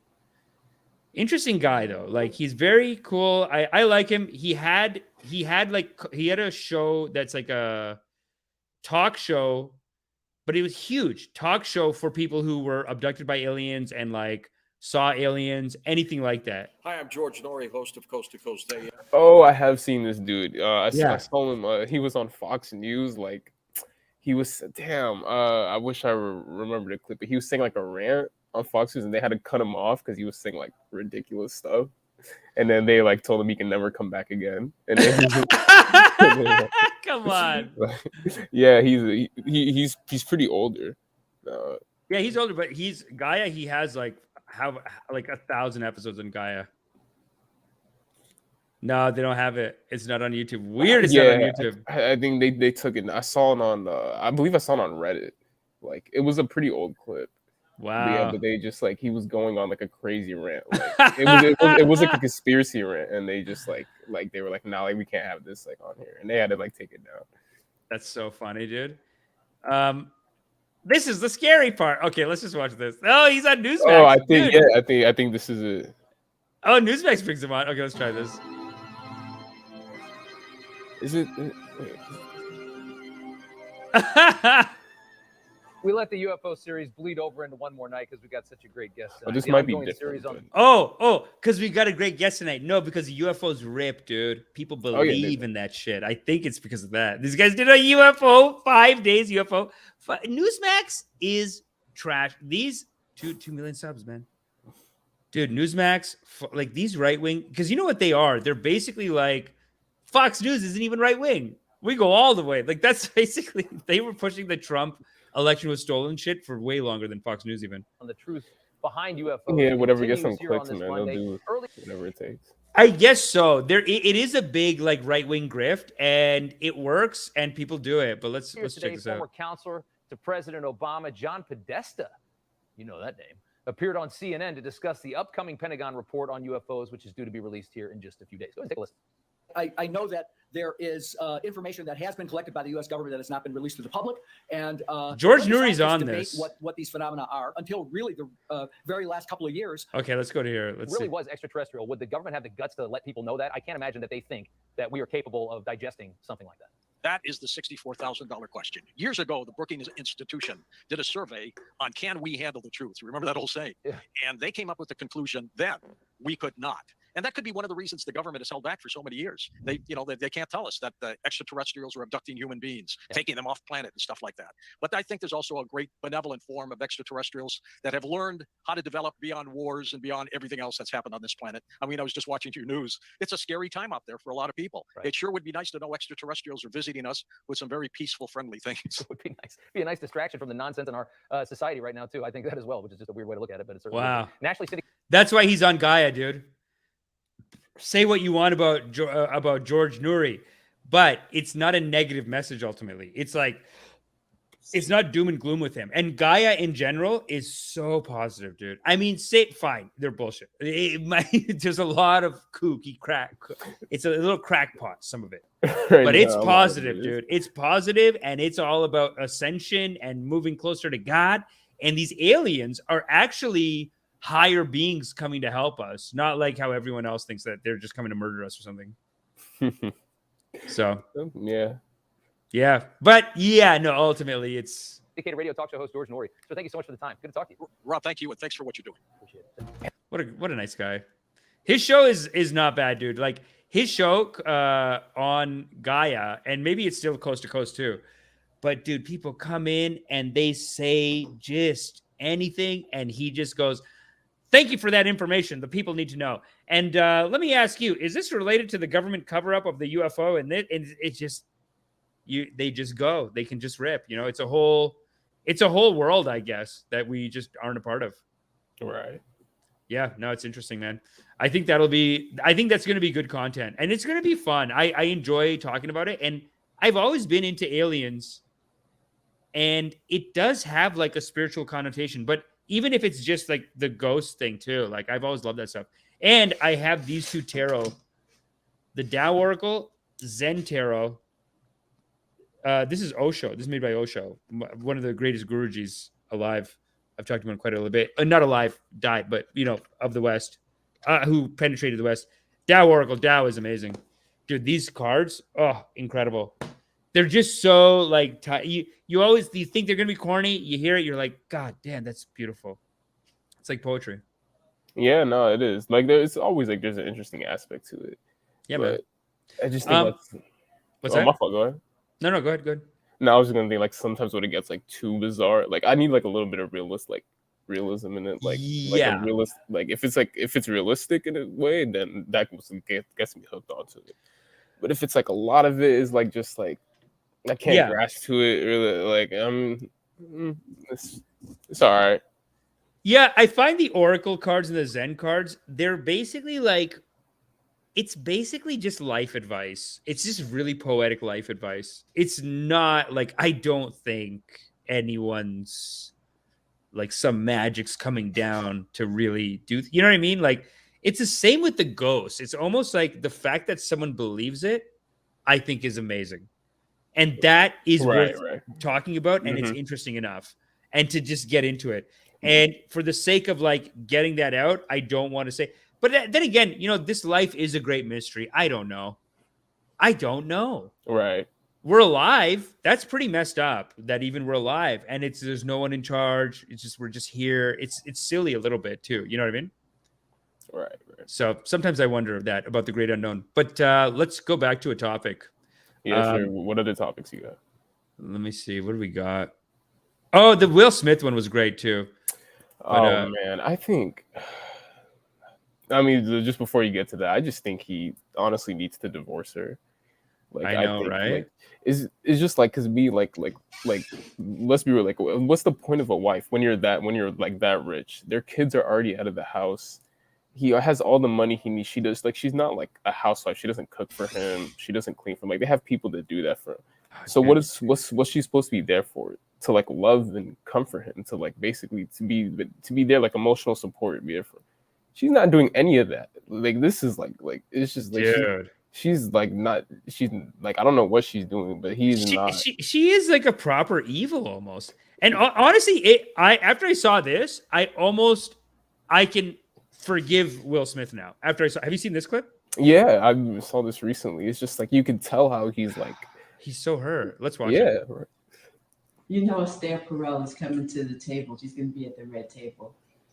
Would you say she has been instrumental in you and I redefining our relationship? Ugh. You know who's going to be at the red table? My talk show. Nobody watches your stupid talk show unless I'm on it. That's what he should say. You know what I mean? Like, what is your dumbass Facebook live stream talk show? Hey, you know, it's coming to red table. Oh, you mean that show that nobody would ever watch unless I came on it and talked about you cheating on me with our son's friend? Right. Like, exactly. Like, it's like Monica, like he does not need her. Like, and I mean, it's not to be messed up, but like he just really like, what is she there for now at this point? Like, she's not even. Isn't it like torturing him? Exactly. It's like, but you know what the problem is? It's like it's kind of his fault for staying there. Oh, definitely. And this is what life does to you. Like this happens to every guy I know. It's crazy. It's like we think that she's so evil and she's so wild. It's almost like so standard male-female patterns that I've seen so much. And it's only these extreme characters that can survive through it. Like Will Smith, I think, is an extreme enough guy to stick with it. But I've seen this dynamic happen to so many guys. They get obsessed, and the girl repeatedly tells the guy, here's what I need. I need you to be a fucking G. I need you to not give a fuck a little bit. I need you to get, like, they say, like, I need you to give me my space, stuff like that. I've seen this happen to so many girls. And actually, people say that women trigger most divorces, and they trigger most divorces. And it's crazy. Guys think it's like money and like, oh, I didn't make enough money and this and that. Dude, most divorces triggered by women, like they put up with years of a guy not making enough money. Years. I know so many girls, years, 4, 5, 6 years. And then even in the end, it's like still the guy who leaves. Like, and then the girl still has to get child support payments and shit like that. The thing that makes a woman just leave right away is when the guy starts going like, but I love you. Please? But please love me back. I love you. Hey, I know you said you needed space, but I just bought you some flowers. Like, dude, I know so many guys who do that. They can't handle it. It's like, bro, if you just back the fuck up, if you just truly, like this is guys that are already married to the girl. I'm like, dude, if you just back the fuck up and you truly just started, just do you, man. Just do whatever the fuck you want. Give it a week, give it 2 weeks. Just the space, 5 days, 7 days. Just give her that space and she will be so fucking horny and you'll fuck and it'll be great. Can't do it. 3 days they go, 2 days they go, 3 days they go. I got you flowers because I just love you so much. That's the kind of guy he is. It's too nice. And then that relationship, it devolves into the girl actually getting mean and the guy actually just turning into like this, basically. It's so sad.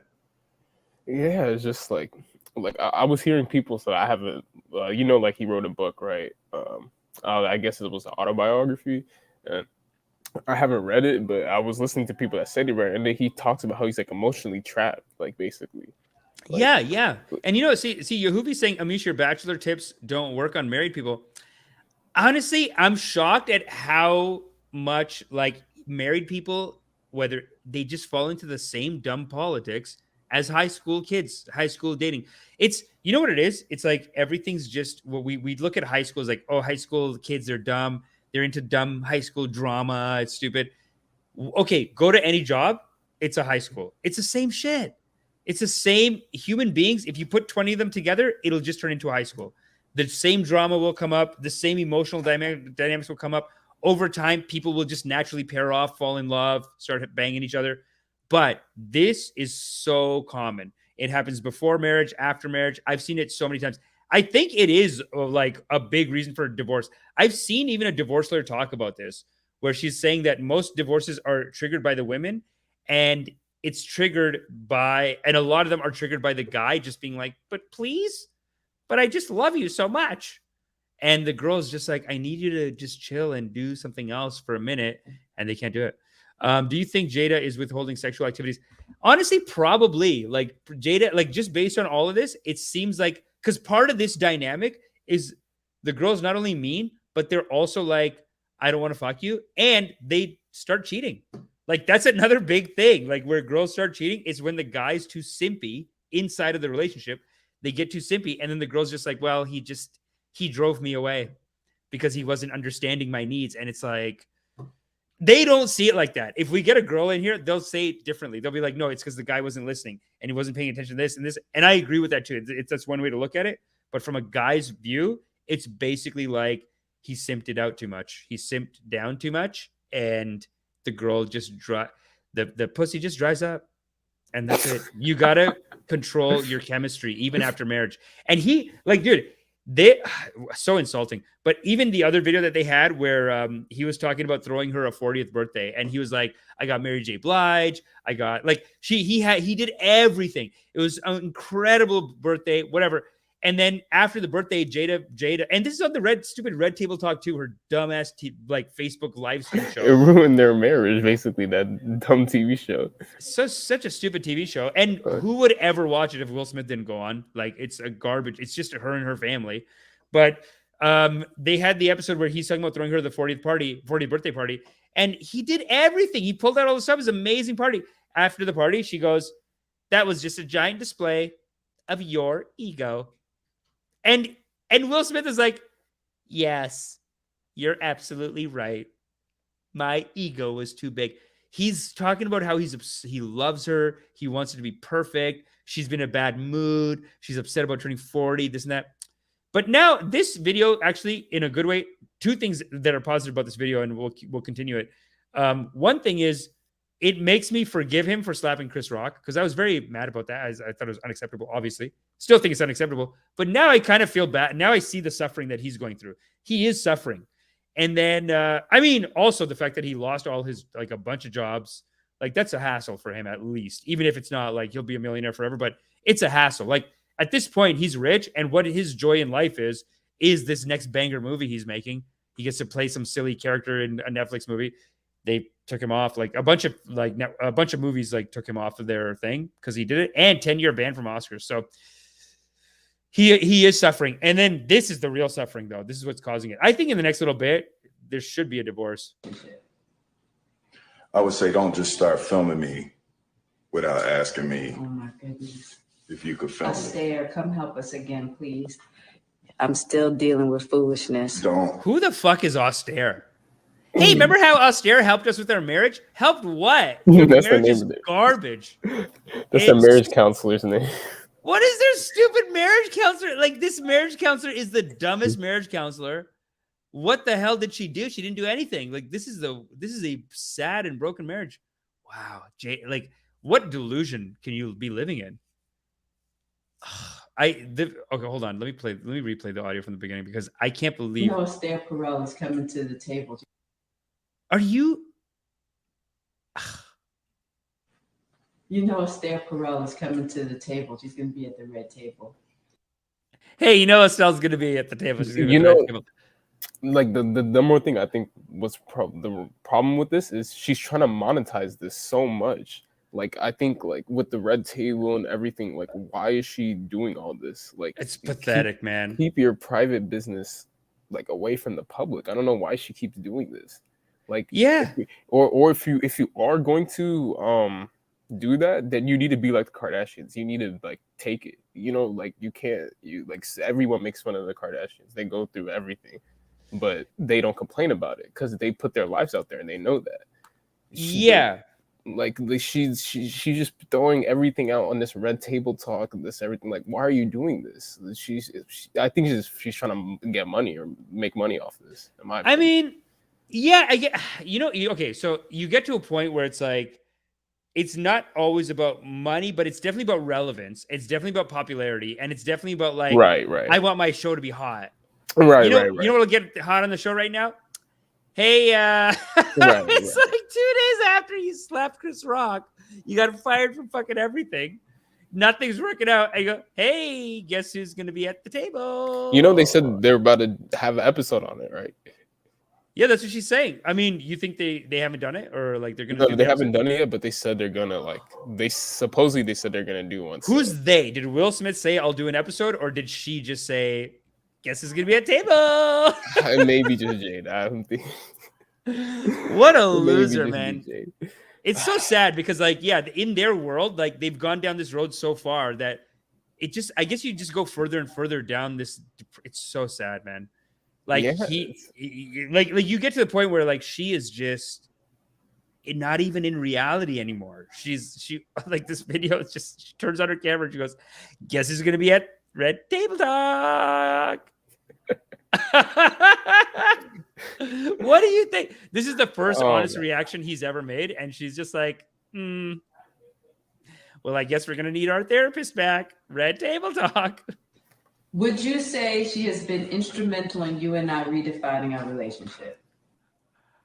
If she is, fire her.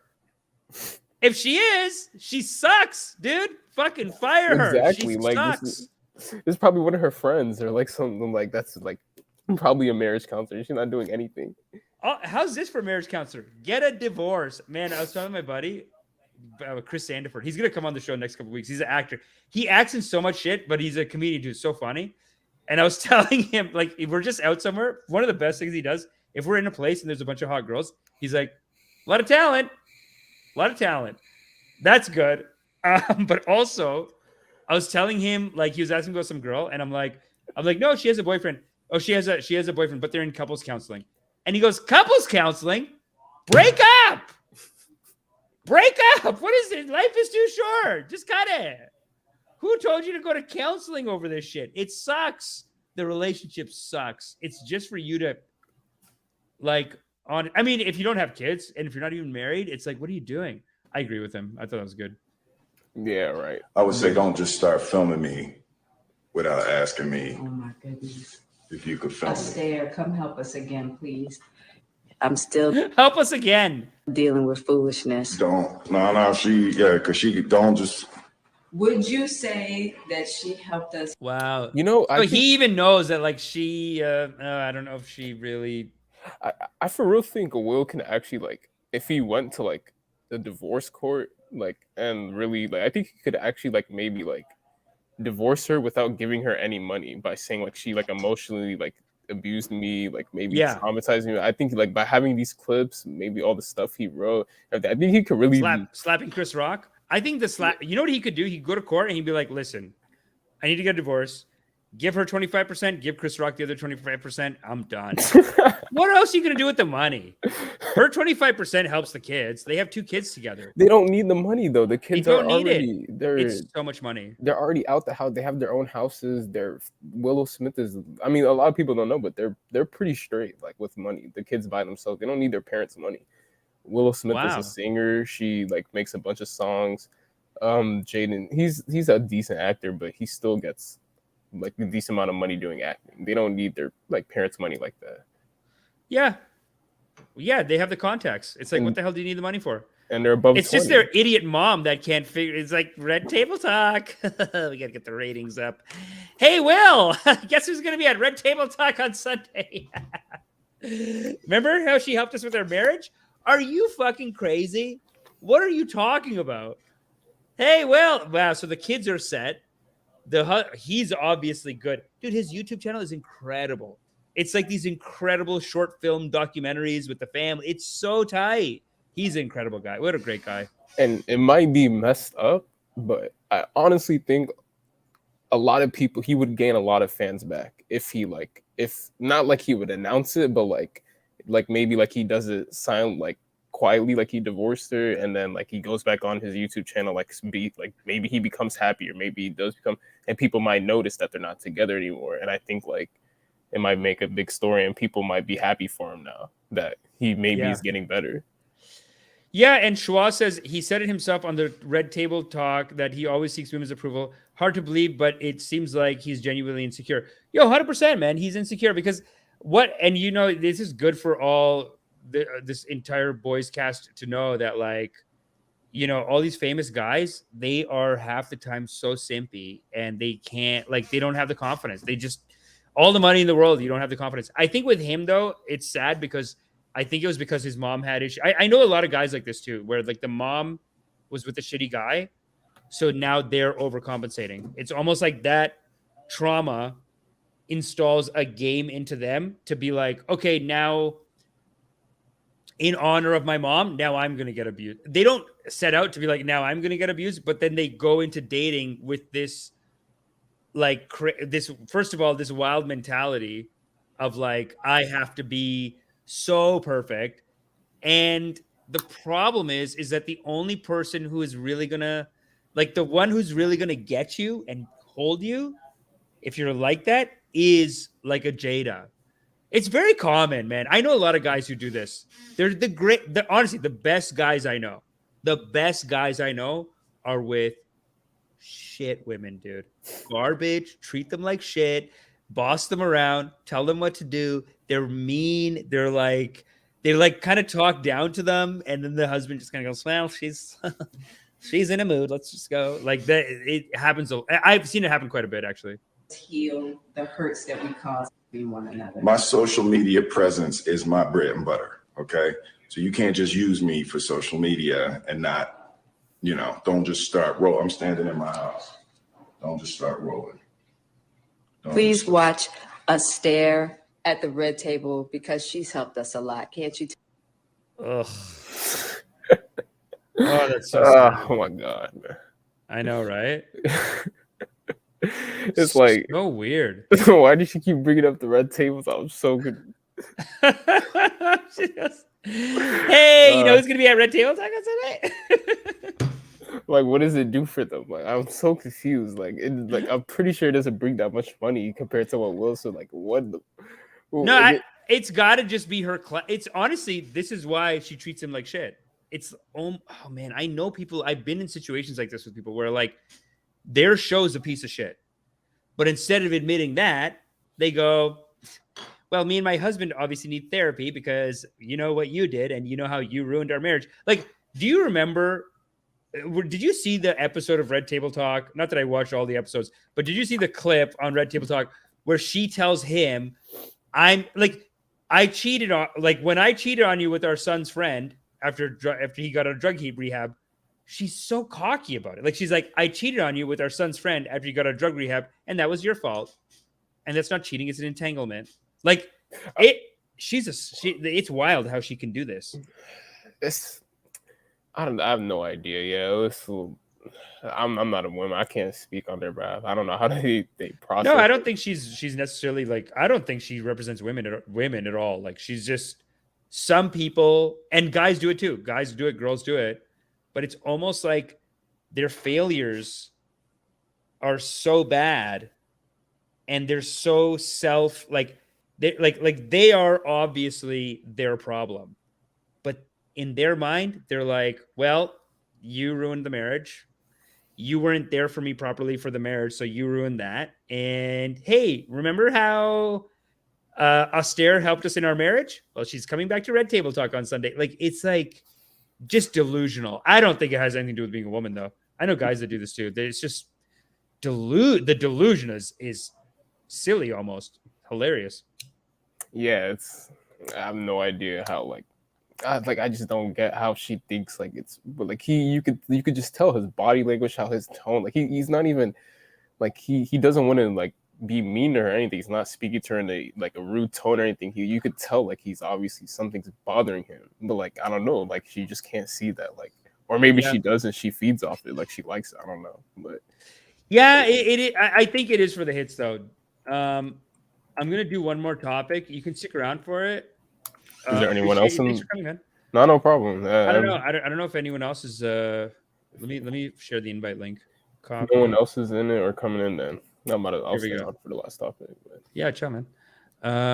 We could also bring other people on. It's not a big deal. But this is a great clip I got of Disney. It's like leaked footage from Disney, and people are just so mad. Like they're calling this woman a groomer, and I want to get your opinion on it.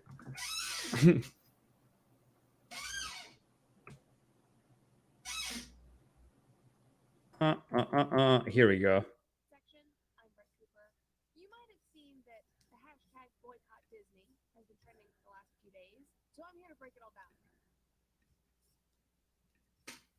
This is great. This is a new conservative speaker coming up in the game on Ben Shapiro's network. Welcome back to the comment section. I'm Brett Cooper. You might have seen that hashtag boycott Pause it real quick. has been trending for days. So I'm here to What's that? Okay, you said she's on Daily Wire?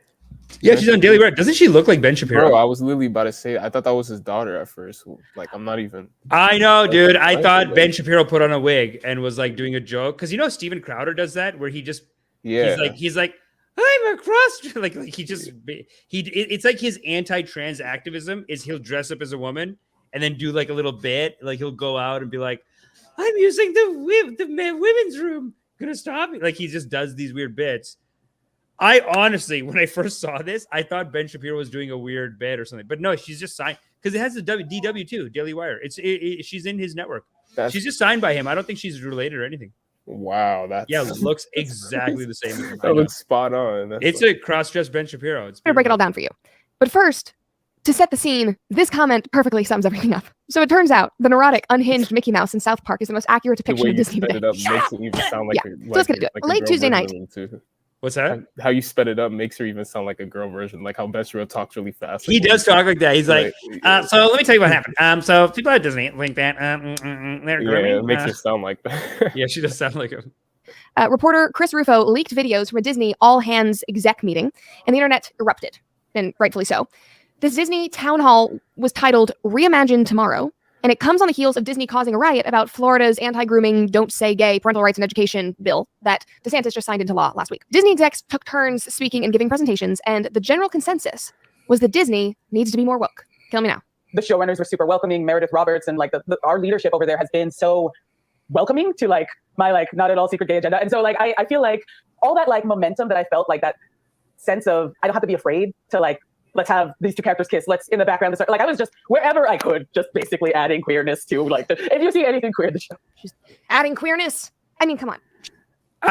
Okay. You know what's crazy about this is that what she said, what that woman said from Disney. She said, "Hey, you know my not so secret gay agenda. I'm just adding queerness everywhere."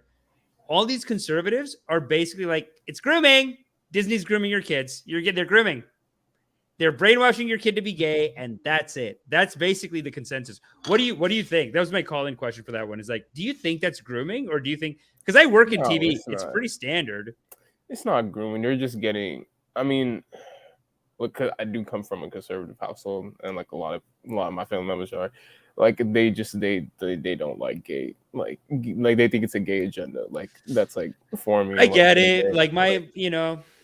I mean, I get it. I don't agree with it. Like I don't agree with it, but a lot of people are homophobic and they don't get that they are, I guess.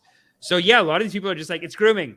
Yeah. Grooming. They're grooming your children. Yeah, that's what they're just gonna say to hide it. But they just really they just don't want like gay characters or like non-gender like characters like in Disney and stuff like that.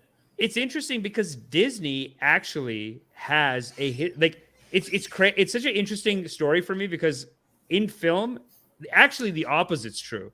There's something called the Hays Code, and the Hays Code is like this old film rating and governing body that actually, I know this is going to sound like I'm doing a conspiracy, but they've actually made a rule back in the 50s or whatever that you can't have a gay character unless they're evil. A lot of people are going to say you're crazy for saying that, Amish. No, but this is how it works. Yeah. The way it works is they have rules against their rules are their mandate is like no movie should have something that goes against natural law, and no movie should have something that promotes immoral behavior, blah, blah, blah, blah. So I remember watching a documentary years ago, and they had this Hays Code thing on it. And this is a very powerful like movie rating organization. If they gave you a bad rating, you're not getting in theaters. You're not getting on like Blockbuster, I think, too, like follow them. But they basically set the rating system. And they had that rule of like, it sounds ridiculous to say that they would have a rule that's like, you're not allowed to have a gay character unless they're evil. But the logic of it for them was like, it was back in like the 60s or whatever. They thought they didn't even allow you back then to have a guy who was stealing turn out to be a good guy, or like a cop be a bad guy. They were like, if you have a cop, you can't have the cop be a bad guy because then the culture won't know what to think. They'll think like the police are bad, and then there'll be chaos and they'll attack. They also had rules like, I remember one time I saw a filmmaker talk. He was saying that he's talking to the guy from the Hays Code, like the guy who is the governing body, and he had a movie scene where there's a girl and there's a guy making out with her, and then his head just kind of goes lower on her body. So it's like they're making out, and then the head goes low, the guy goes lower, and the girl's just like, oh, like she's getting aroused or whatever. And the guy from the Hays Code, he's asking the director, he goes, where did he go? Where did he go? Because you're not allowed to show like eating pussy. like that. Like, no, but they're like strict men's rules. They're like, don't fucking let the people know that, you know, then what? All these girls are going to be expecting us to eat pussy? Fuck no, dude. Take it out of the movie. Like, he's yelling at this guy. The guy had to be like, I don't know where he went. I don't know. Like, he actually went out the room and she was just having a fantasy. And that's how he got to use the scene in the movie. He had to officially tell the guy that the actor was not eating pussy, and we're not trying to say that. He left the room, and he had to make an official. This is like back in the 70s, whatever, 60s, 70s. That's the Hays Code. They basically, if anything, but because for the same reason that, like, if you had a cop in the movie, the cop can't just be a bad guy, or if you had someone who like killed a guy, he can't have a change of heart. Like, you have to be consistent on what the idea, who's the good guys, who's the bad guys. You weren't allowed to do that back then. You weren't allowed to have even. So that's when the rules are written. They have this rule, like, so essentially they have these rules against, like, you can't have two girls kissing. You can't have interracial couples. They didn't allow misogyny. They actually have strict in the rules, like no misogyny. So they were a very powerful organization. I don't know how long they lasted.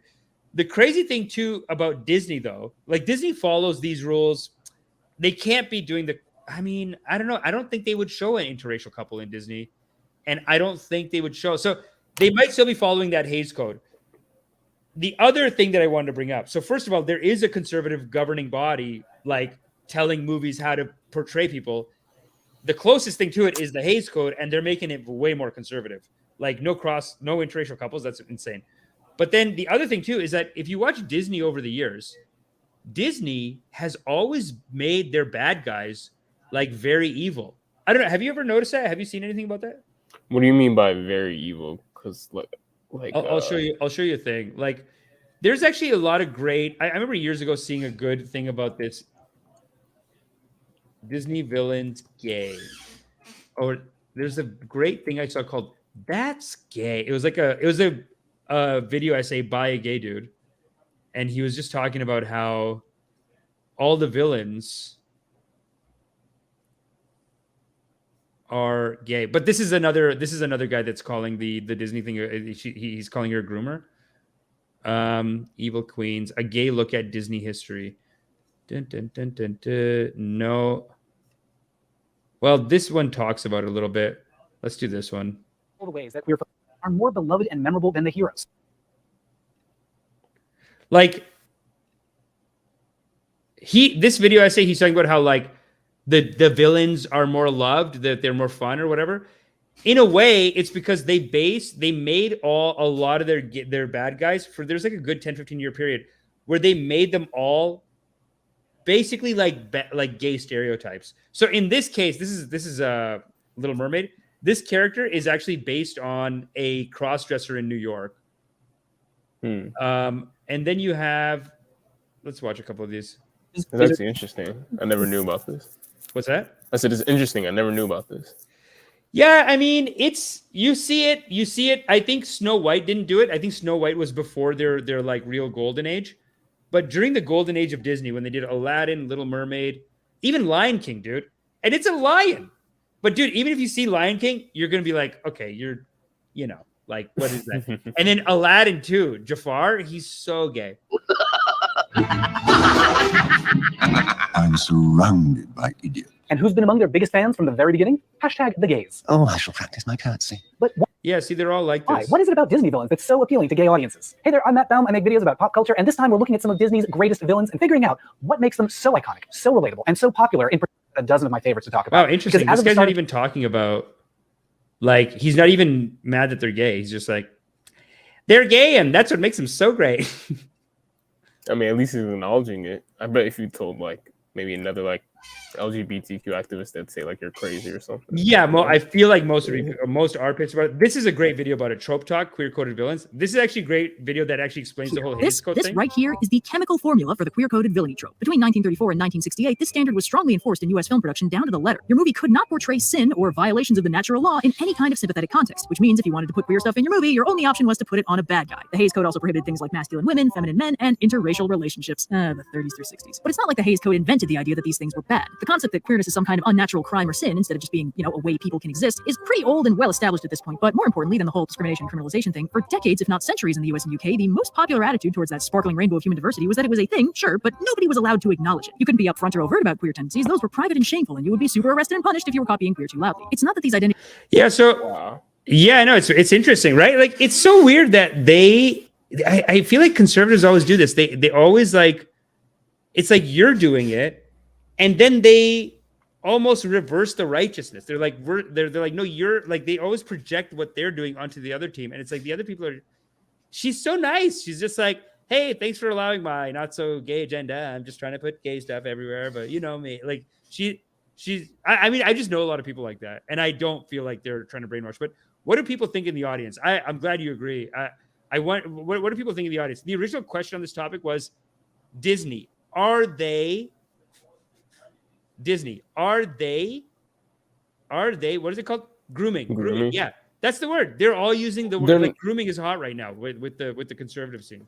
They're not grooming, but I do think like, so I don't care about Disney really, but I've been seeing this like with Marvel recently, like this like with the new comics stuff. A lot of like they're making like new gay characters, and or like a lot of people are coming out as trans like in Marvel. Like I'm like, okay, why are they like implementing this like now all of a sudden, like right now? Like it just makes it seem like they're just trying to stand out. And I'm like, okay, like if you want to do that, that's cool, but like just adding all that instantly right now, like in the past 2 years when you never did this before, it's like kind of like, I don't know, it just seems like they're just trying to attract more LGBTQ like audience members or something, or they're trying to be more like gender like queer friendly to people. Yeah. I mean, it's weird. It's like it benefits. They always make it sound. It's kind of like with immigration. Conservatives always make it sound like they're doing the immigrants a favor, but in Canada and even in America, it's actually a huge part of the GDP, and it's actually really good for the economy to let immigrants in. Like they let, I think, 400,000 immigrants in a year from India, and everyone's just, not everyone, but like most people are just coming here with an MBA. So like instead of raising and white people don't have kids anyway. So instead of raising a white kid, putting a white kid through public school, or like a Canadian kid through public school, paying for all that 18 years of they don't contribute anything, and then they join the workforce and they suck, and then 10 years later they make 100K, you could just bring in people from, and this is what Canada's doing, they just bring in people from Bombay, New Delhi, have their MBAs done, they're coming here, making six figures, paying taxes, but then if you talk to a conservative, they're like, well, we let you in, we're nice enough to let you in. It's one of those weird things they do. I feel like with film, I don't know. This might be kind of radical in film to say this, but it seems like a lot of times people want to make it out like, oh, we're doing you a favor. But it does seem like these companies, they're shaky companies. They lose relevance easily. They want some, it's like if the film industry said, hey, see how we're doing all these black people a favor? Or sorry, the music industry. Like imagine someone in the music industry was like, yeah, we let black people do music because we're doing them a favor. It's like, you're flipped. It's like they're killing it, and they're like disproportionately like big in the music industry. So film industry, I feel like they are hitting a wall a little bit. Disney's gone through like 4 eras of like popping off and then just tapering off and being like, we don't know what to do. One of those pop-offs was Pixar coming in. Before that, there was this golden age, they call it. I took a class with someone who worked at Disney during their golden age. He wrote their memo for their golden age, all those, and he didn't write like make the bad guys gay, but he did write the structure, the hero's journey structure. He kind of like brought it into Disney, and he like, but that was like he brought that in. They popped off. They tapered after that. They're always tapering. So a lot of times I feel like these diversity initiatives are their way of being like, okay, what do we do? Like we need something. But it's always sold as like, okay, we're going to let you come in and do a store, tell your things or whatever. You know what I mean? But Yeah. you know, like it could help. Like, I mean, Black Panther seemed like it killed it. It's not like a diversity, you know, hey, we helped you guys out. It's like Black Panther seems like it killed it. It's probably one of the top grossing. Tell me in the audience if I'm wrong on that. So Elegant says he he thinks the employees are forcing these new focus. Yeah, Elegance, great name. I don't even think it's for money. I think they have been infiltrated at the executive level, and the employees are forcing these new focus. Yeah, no, I mean, look, I don't think that they're saying let's make a diversity initiative because then we'll make money. I think it's almost like they're not making enough money. So I don't know. They're just like scrambling, and this is like another thing they could do. But maybe they would have made more money if they had just gone for that. Because if you look at Pixar's killing it, and they are very diverse. They like naturally went pretty diverse, actually. Like they've done a lot of like South American stories. They've done a lot of very cool, great Americana stories too. But they did like some great like international stories, including Irish. But like they dug into like this Irish folklore. Even for that one, it's white, whatever. But it's Irish. But like the last couple of movies they put out are pretty tight. Same thing with Frozen. Like Frozen killed it, and it's got a very apparently feminist agenda to it, but it made the most money. Like it made a ton of money, and they never like it's still, though, these kind of things are seen as like a charity. Like, okay, well, let's make a department and help these people out versus maybe just read more scripts that are coming in. I don't know. But yeah, no, I agree with you. Thanks, man. Schwa. Well, it's the I was here first logic, right? Wait, let's read some comments and then I'm gonna call it, dude. Thanks for coming on. Appreciate it. Yeah, no problem. Elegance. Kids are pretty stupid. That's why indoctrination works. Not only kids, man, adults too. McZemzem, China pirates everything. That's why Mulan flopped. McZemzem, you really? You think China? Oh yeah, yeah, no, that's definitely true. Yeah, anytime Disney and well, first with Mulan, like what they did was they like they made it all like in a Chinese narrative. Like they rewrote everything basically. Not like everything, but they took a lot of stuff out and they definitely like implemented like a Chinese narrative to it. And they do that with a lot of Disney and like other like other just famous movies in general. So they'll have like the Asian, like they'll take out the main character and put a Chinese man as the main character. And they do that all the time, and they do that also with the gender, like with LGBTQ plus stuff. They do take that out, and Chinese they take it out in China. They do. They do that. Yeah. Wow, so the Chinese government is not into like trans rights or something. I mean, I don't know. Yeah, interesting. I can see that. I mean, I guess it's weird because in the Middle East, I think in Iran, they're more okay with trans than they are with gay. Yeah, it makes no sense. I don't know. Like, so that's why you just never know that China would even be on top of it. Elegant says, I think it will groom, but not intentionally. Anything put in the minds of kids will increase chance for them to follow that thing. Elegance, here's the thing, right? Is that like I'm straight and like there's no way, dude. There's no way I'm fucking a dude. I'm not going to do it. You can't convince me. Since I was 10 years old, you can't convince me. Since I was 10, I was getting horny over girls. Since I was 10, I'd see like a hot cashier somewhere, and then I'd just be like, oh, should I just go there? Like, I just like watch from a distance or make a fantasy in my head. Since I was like 8, I was like watching TV shows, movies. I never watched a movie. Like you watch a movie, right? The boy character and the girl character are both, for that age group, hot.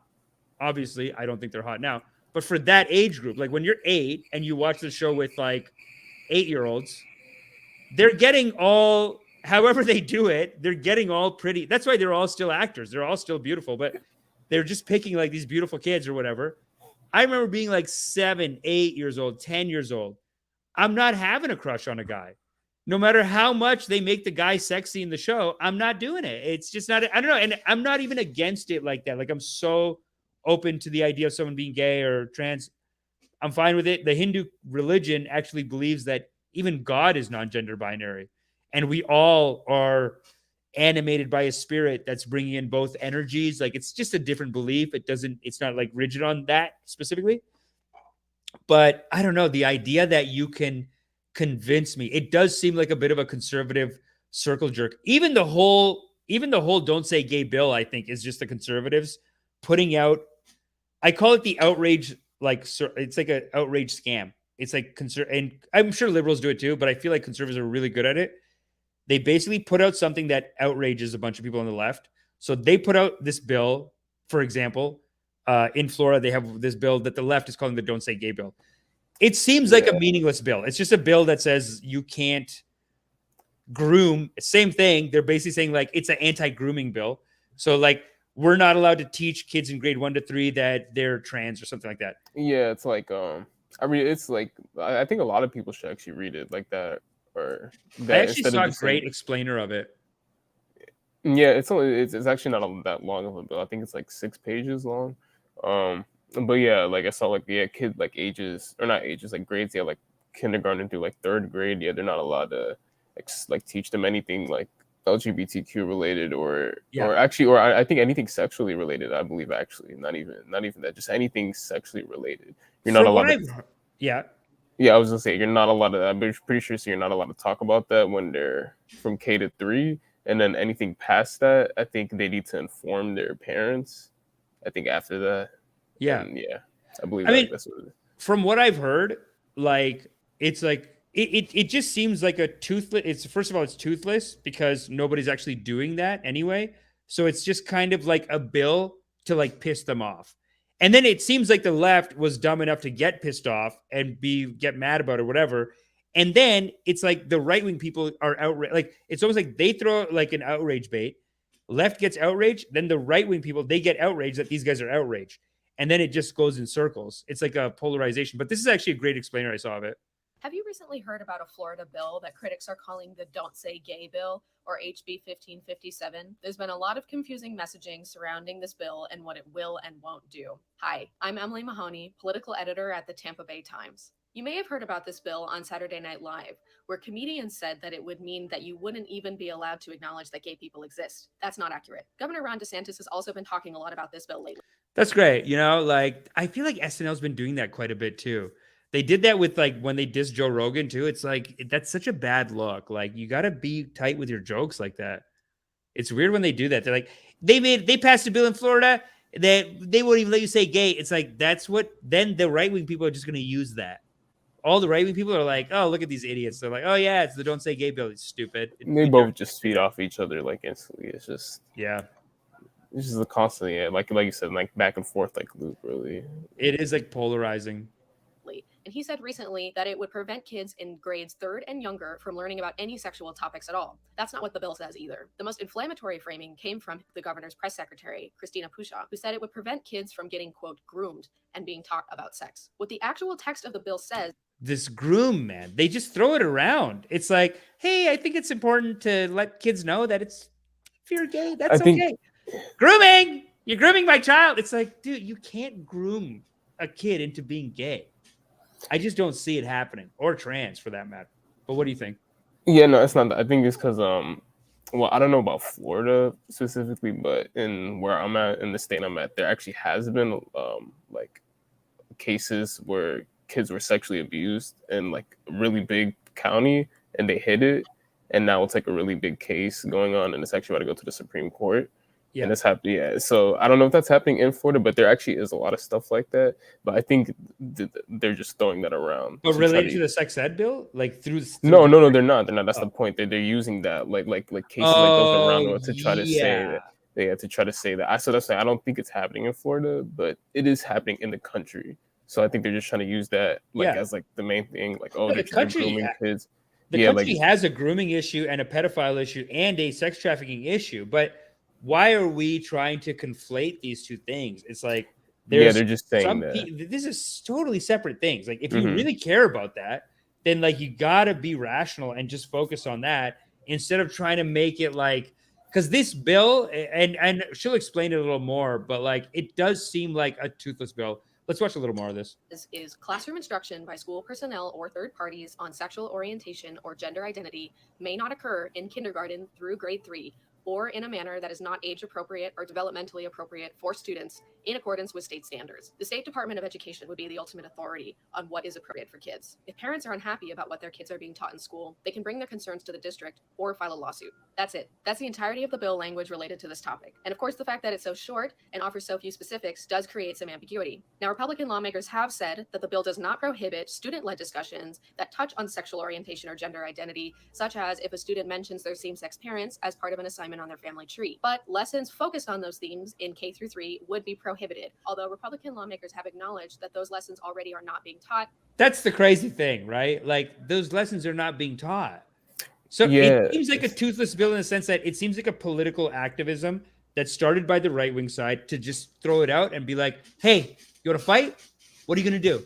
We're throwing this out. Hey, you're not allowed to teach you're not allowed to stop grooming grade 1 to 3. You're grooming and you're not allowed to groom. And it's like, but we're not. Yeah, like, again. That's what they should say. They should have said, but we're not grooming. But instead they jumped on the don't say gay thing. And now it's turning into a big fight. Yeah, again, like this isn't happening in Florida. Like, I don't know, like they're just using, so like, again, like this is another thing that happened. So this happened in DC, where in kindergarten, it's actually a woman did teach them about gay pride and Pride Month. And what they did was they had gay flags and they were going into the classroom and they're doing like a little parade thing.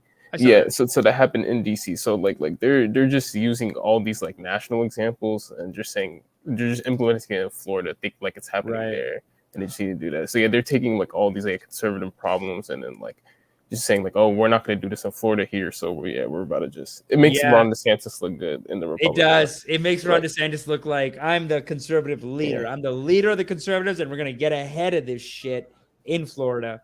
Yeah, I guess. I mean. It's too bad. It does seem like that though, like meaning like a publicity bill, something to because they're not even doing it and no one's trying to do it. And like, okay, one woman did it in DC. It's like it's wrong. Yeah.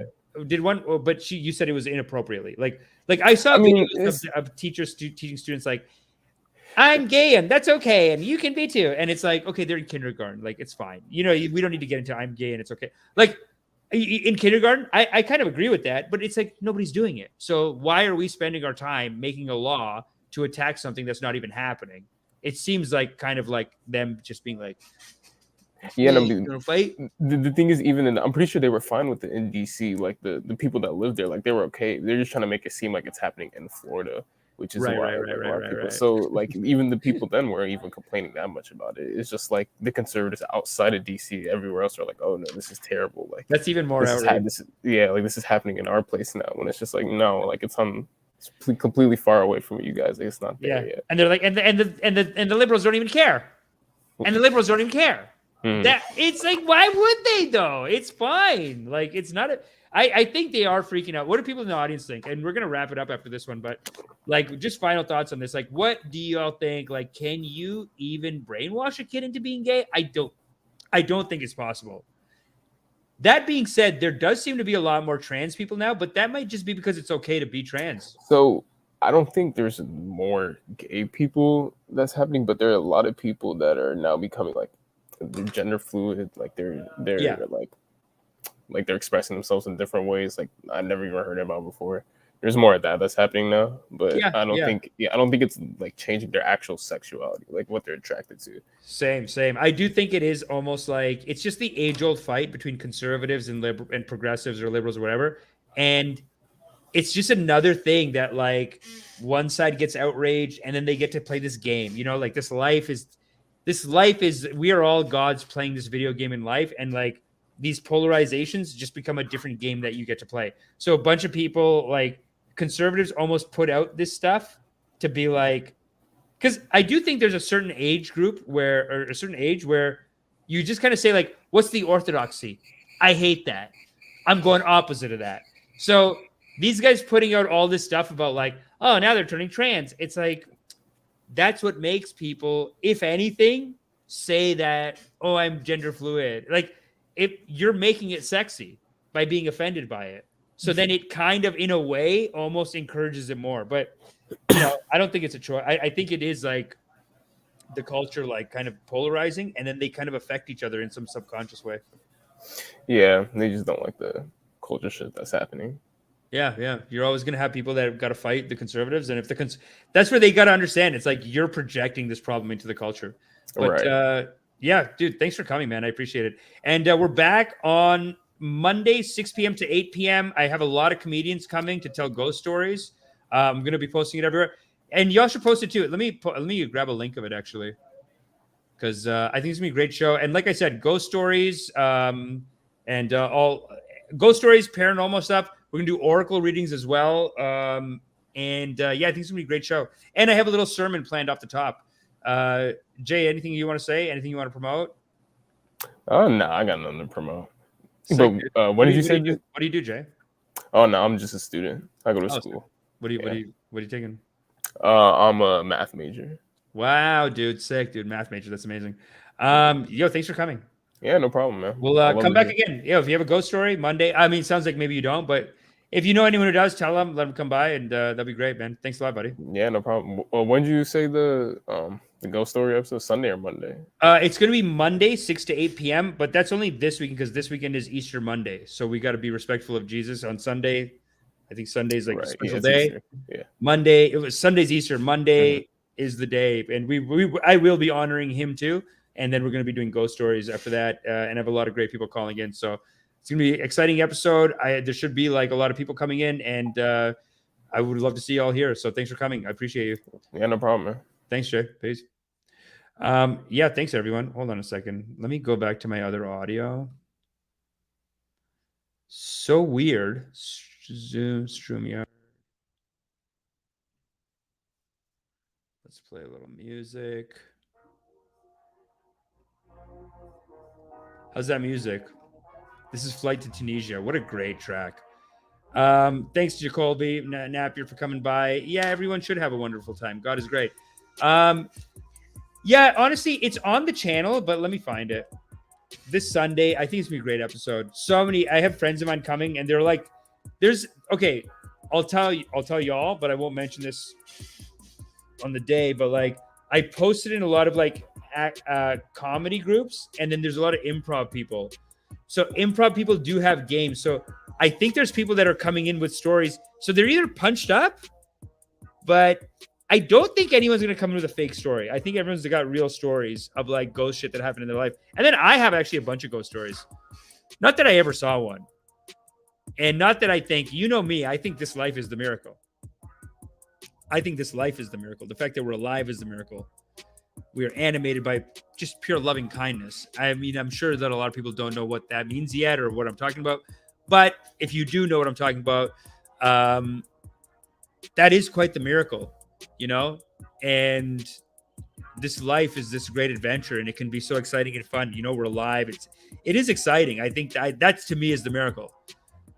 And the fact that some people are like, I 100% saw two ghosts, and one of them was trying to scare me, and then the other one came to help me, and I think the other one was like supposed to be my dad or something. And they really believe it, man. It's in their heart, and they'll go their whole lives telling the story, and they believe it. And to me, that's also a miracle. You know what I mean? That's exciting, and I want to hear about those stories. I think they're very interesting. It's called Ask a Guru, and it's going to be a no politics show. That's it. And that's it. No politics. Sundays, no politics. It's God's day. Of course, this Sunday, this one's not going to be on Sundays. It's going to be on Monday. Regularly, it will be on Sundays. And there's already a bunch of people waiting for it. So that's great. Here, I'll post a link. Here you go. It's on the channel. Yeah, thanks for coming, everyone. You are loved. Appreciate you. Gender fluidity versus gender confusion. Zemzem, what's up? Thanks, everybody. General direction. Thank you all for coming. Good discussion. Good spiritual discussion. Bird music. It sounds like it is just an anti-grooming bill in the general sense. I don't see what the problem with that is. Bird music. You know what the problem is? Is that there's no grooming. Like the grooming's not happening. And it's not even possible. And honestly, bird music, these goddamn conservatives who have been running these, don't be gay camps. Because I remember when I was in high school, my friend, this is a Muslim guy, he got sent to a anti-gay camp or like a like gay correction camp when we were in high school. And he's just like, dude, we went and we all just fucked each other. And that's it. All these Indian parents, they go, oh my God, my son might be gay. What do I do? What do I do? Oh, send him to camp together. Everyone fucked each other. They come back. They have boyfriends. Not going to work, dude. Not going to work. And these conservatives should know that. You can't groom. It's not possible to groom. You can't just convince. You could convince someone. Okay, here's what you can do. You can take a 20-year-old guy who's in a tough situation and they're kind of feminine and they're kind of like soft maybe. And you can convince that guy to like maybe bang a dude. Like I've seen gay guys kind of get away with that. But we're talking about like they're in their 20s, they're confused, they're drunk, they're heartbroken. And then some gay, like I've seen this happen where a gay guy will just bang them. Like, yeah, you're into it, and just be aggressive and bang them. But then they're not groomed into being gay. Like that guy is not gay after that. They just kind of go, yeah, I tried it out once and I didn't like it. That's the worst case scenario here, dude. You can't so I guess that's my issue with it, bird music. And that's it from bird music. General direction. Let's put all the confused gay kids in a secluded camp together. Right? Do you know what I'm saying? Schwa says that's hilarious. Amish needs to answer if someone is born gay or grow gay. I think you're born gay, dude. Elegance, I think you're born gay. I think you're born gay or trans or whatever it is. Like, you're just born, like, you're born. Listen, there's at any moment, there's a voice in your heart that says you want this. And that voice in your heart is the voice in your heart, and only you can know that. For me, I've always just liked girls. Look at how progressive I am. If someone could just try out or be like, okay, it's me, right? I'm soft. Stereotypically, in the conservative sense, I'm soft. I'm the kind of guy that someone could just talk me into being gay.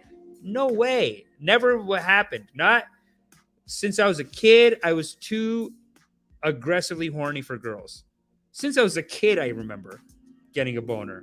Since I was a kid. So the idea that you're not grooming me, Elegance, I don't think it's possible. Leah, what's up? Thanks for coming. If you can convince someone of a religion, you can convince a kid to grow up gay. Elegance, I don't think that's possible. I think it's always in their heart. There's a voice in them that's like, I like what I like. You can't. And that's different from a religion, because a religion is like a belief system. No. Because really, if you think about it, all the religions are metaphorically can be very similar. So, okay, you have one name for God and someone else has another name for God. But even still, you can try to brainwash someone into being into your religion. So many of those kids will grow up and be like, I don't believe anymore. So I don't think even on religion you can force it on people. People grow up and they could change their minds all the time. Bubba is hit at the orgy. Yep. Yeah, so I posted the link. There it is. Monday, 6 to 8 p.m. Keep supporting the digital SRM. Make sure you like the stream and make sure you come in on Monday. It's going to be a banger episode. And thanks for coming in. I did need to test that out. Tan Suave, Ron Good. Yeah, Ron Good. Good call, Ron Good. Oh, yeah, everyone strives to be trans. It really is put up on a pedestal. It's true, Ron. There is this conservative mentality to just look at them like, oh, they're just being weird. It's like, imagine that you wanted to dress up as a girl and just go out like that. Like, just imagine. You can't. Like, if it was in me, I'd do it and I'd want to do it and I support them, the people who want to do it. But if you're like one of these straight guys, like, really ask yourself that question. Think about yourself. You know, bird music, who else? Elegance. Like, really? Saying what you're saying here. Really? You think I could just come? You think you're just 6 months away from like, well, I'm trans? Is that what you're saying? Because that's kind of what you're saying in a sense. If you're saying that they could be brainwashed, you're kind of saying that maybe you could be brainwashed, and that's interesting. Like, it's weird. It's like what's this fear about? I don't see it happening. Good call, Run good. You'll be a lot of confused people or experimenting. Yeah, experimenting happens. I also feel like girls are more fluid.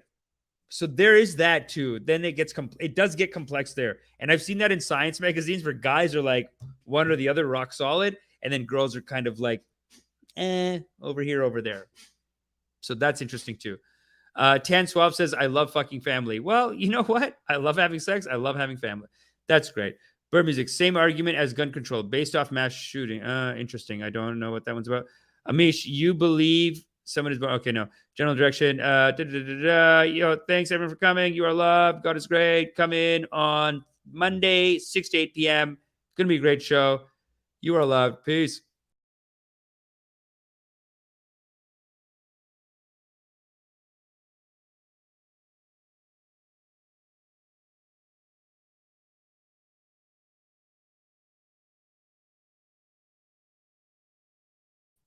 Forgot to end the stream. My bad. Forgot to end the stream. I just love my congregation too much. I just love my congregation too much. Okay, I'll see y'all on Monday. Okay, peace.